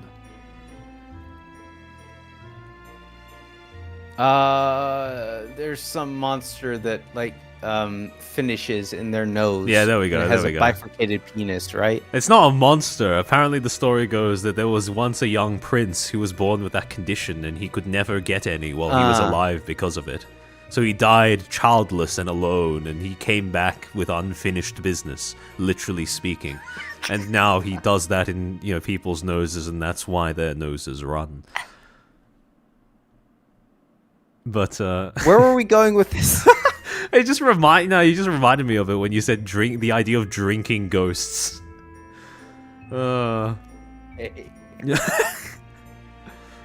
Apologies. Now you're even more culturally enriched than when Proctor explained the lore behind banshees for the Irish. But yeah, in case you didn't know that, now you do. You can share that Now I little do. tidbit with your Korean friends and show off how much you know about their lore. Yeah, be sure to tell everyone I know. It was me, Barry. Yeah, pretty much. You've ruined me. I'm sorry for your loss, clipboard. Such is the price we pay for knowledge. And yeah, that's. Well, I mean, yeah. Apologies to Dolly for sharing that during the segment we were talking about her. But yeah, no. If any of those things stand out to you as something you'd like to check out, especially if you actually, if you enjoyed her beautiful rendition of From the Gallows, then please go check out her channels on YouTube and Twitch, as well as her Twitter. And with that is a wrap of all of the different contributors and all of the different stories and songs and scares that we had lined up for this event. And to give another brief rundown, because it's been 4 hours or so, to give another Wow. another rundown of who joined us to put all of this stuff together, who without any of them we would not have been able to do this. We have Alex Azarashi, Seal Girl and staunch Kojima fan, who started us off by braving the depths of the Foundation to bring us a reading of SCP-2316. Then we had Nemcro, cute and funny, purple and ghoulish artist extraordinaire from Venture Trade Co., who brought us a personal tale of haunted house horror. Then we had Sawa-sama, SourGrapeVA, also of Venture Trade Co., though a more recent addition to the company, the evilest VTuber, and a woman of many voices who graced us lowly barkers with a spooktastic cover of Spooks by Louis Armstrong and Ding Dong, the Witch is Dead by Ella Fitzgerald. Mixie Pheoborn, Mysterious Egg, and Phoenix to Be, who sang Devil's Kickback by Vain Lily. Keep an eye out for her debut. It's coming soon. Then we had Proctor, who, beleaguered owner and administrator of the virtual asylum as he is, enriched us, culturally, with a lesson on Irish folklore surrounding the fearsome Banshee. Then we had CeciHime, Cyclops Princess, gamer and artist, who performed a haunting rendition of the Hearst song, along with an entirely self-animated music video as well. The voice, the visuals. That one's going to be staying with me for quite a while. And finally, well, last but not least, not including any of the hosts, Dollie Hitsujida of V Club, who, as we said just then, sang for us From the Gallows. If your interest is piqued by the idea of a VTuber who possesses a healthy appreciation for dinosaurs, as well as sufficient amounts of autism to teach herself to wrangle Blender to the point of not only being able to make her own 3D model, but make them for others as well, then please check out her stuff. And for that matter, please feel free to check out the links in description below, containing the avenues, the socials for every single creator, every single person who was involved in the making of this stream. Please support them all. It can't be emphasized enough that, yeah, this would not have done. This would have gone nowhere if it weren't for these amazing contributors contributing just like hours of their time. And you know, do you know how much this would have cost if they had like tried to bill us all for what they had done? It would have been like, you know, thousands and thousands of dollars, and they did it all for the love of you, the audience, and for the art of VTubing. And it was just one hell of an I had so much fun tonight. I did. And while we're on the note of people, well, not charging when in fact they really could have, big shout out to Something Far Worse in the Horizon, the enigmatic artist, the hidden hand behind the creation of each of the beautiful, macabre portraits of our contributors that were shown throughout the stream. And yeah, no, thank you all for watching. Thank you all for coming to join us for this little group project that we put together. It's been really fun to be able to present this. Little scuffed here and there, but overall, it's an experience that I'm going to treasure going forward. Apparently, Fleek Big Ball in chat has been speaking with her. I don't know who that is, but and she said, "I'm glad to have watched everyone's projects. I'm glad you all love my art. And I love you all, and I'm happy Halloween." And she gave a little emoji, which makes me think that yes, that is actually from her, because she likes to share those little, you know, ASCII art emojis. So yeah. Yes, thank you. We more cactuses in chat for more cactuses in chat for Something Far Worse in the Horizon. Yes. But yeah, no.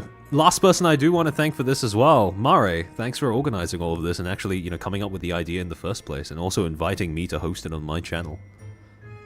It was my pleasure. I don't know how or when, but I would love to be able to do something like this again. So I'd definitely be down. Yeah, I mean, in the future, hopefully we can refine this a little bit more. I'll be a little quicker with my hands, grow an extra finger or something to help me operate the OBS without as much scuff. But yeah, no, I wanted to ask, do you have anything that you'd like to shill or anything? So unfortunately, I've been on kind of a V-tweeter arc as of late. I haven't been keeping up with my regular streams, and it's probably going to remain that way until past the holidays. You know, I've just been busy and that sort of thing. But yeah, if you want to hear more from me, I'll always be active on Twitter. I kind of got a problem with Twitter, so you can follow me on Twitter and catch up and see all my stupid tweets about the industry, or they're not always negative. I just like with this event, I will promote people that are doing great things as well. And then follow me on YouTube if you do want to give me a watch, if and or when I ever start streaming regularly again. How about you? What you've got coming up next week? Well, I have a bit of an announcement that's directed for my audience specifically, but that's something I'm going to be saving for the end of the stream after I've done reading out all of the memberships and donors that have come in sporadically here and there as well. But yeah, no, I do have a few collabs that are lined up for the month of November, so there's that to look forward to. But thank you for joining me for this. Now, I am going to be getting to those memberships and super chats, but I don't want to detain you while I do that, so thank you once again for joining us, and I'll let you go. Thank you for hosting. No problem at all. It was my pleasure. Hell of a night. See you, my guy. Otsu chair. Otsu chair.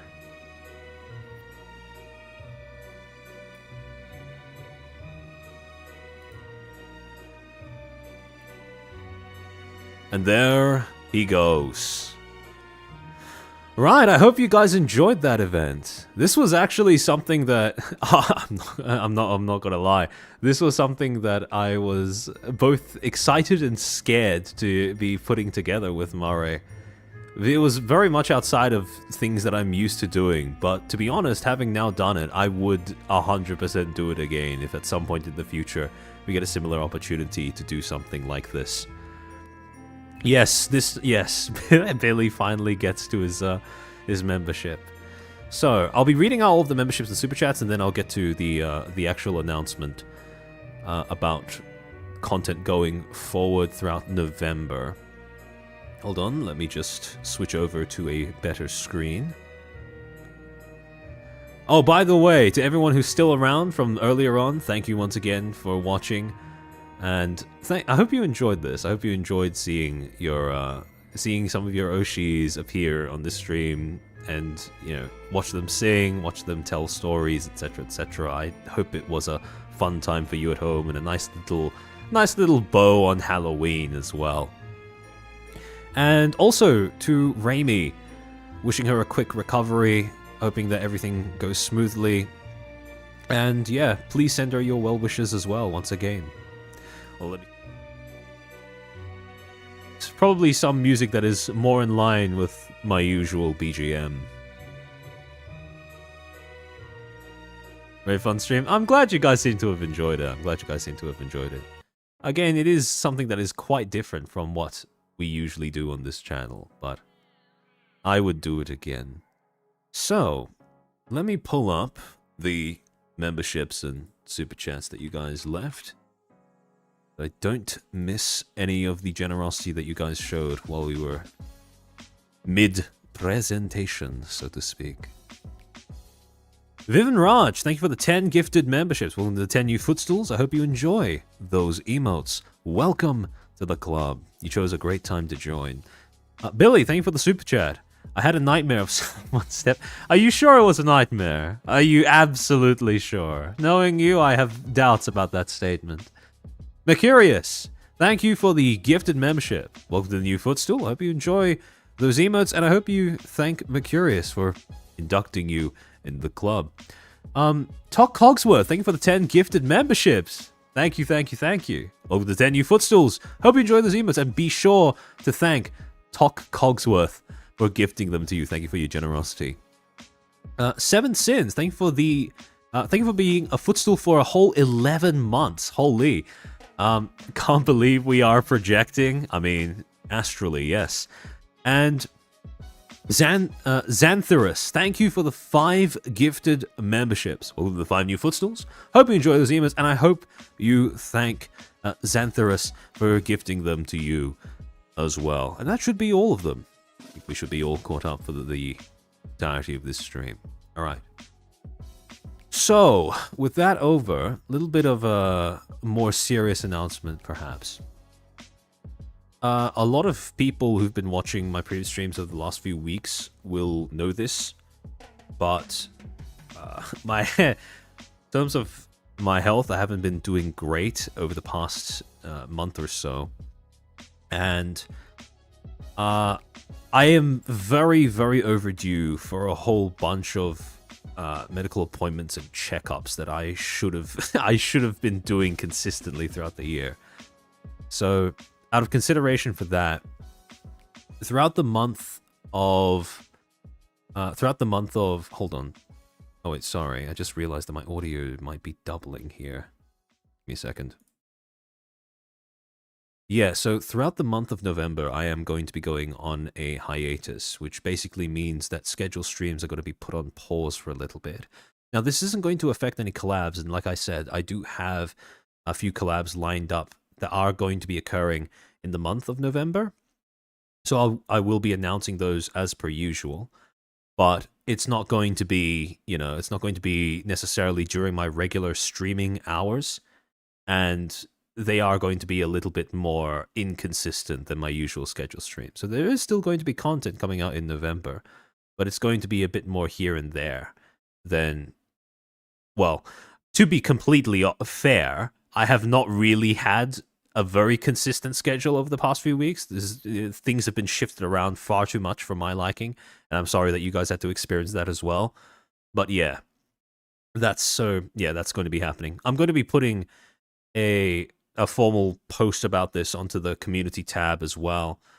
But yeah, so hopefully you guys understand, that this is why streams throughout November are going to be a bit more scattered, a little bit more eclectic, so to speak.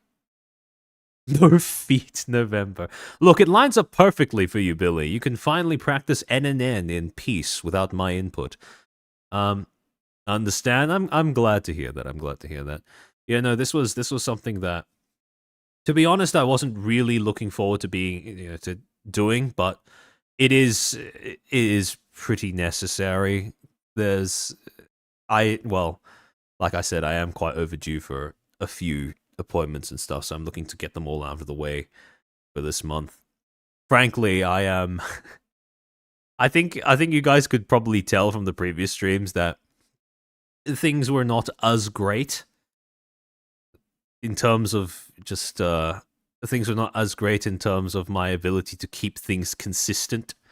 But yeah, no, hopefully this is a little bit of an explanation if it is something that you probably could have put two and two together for previously.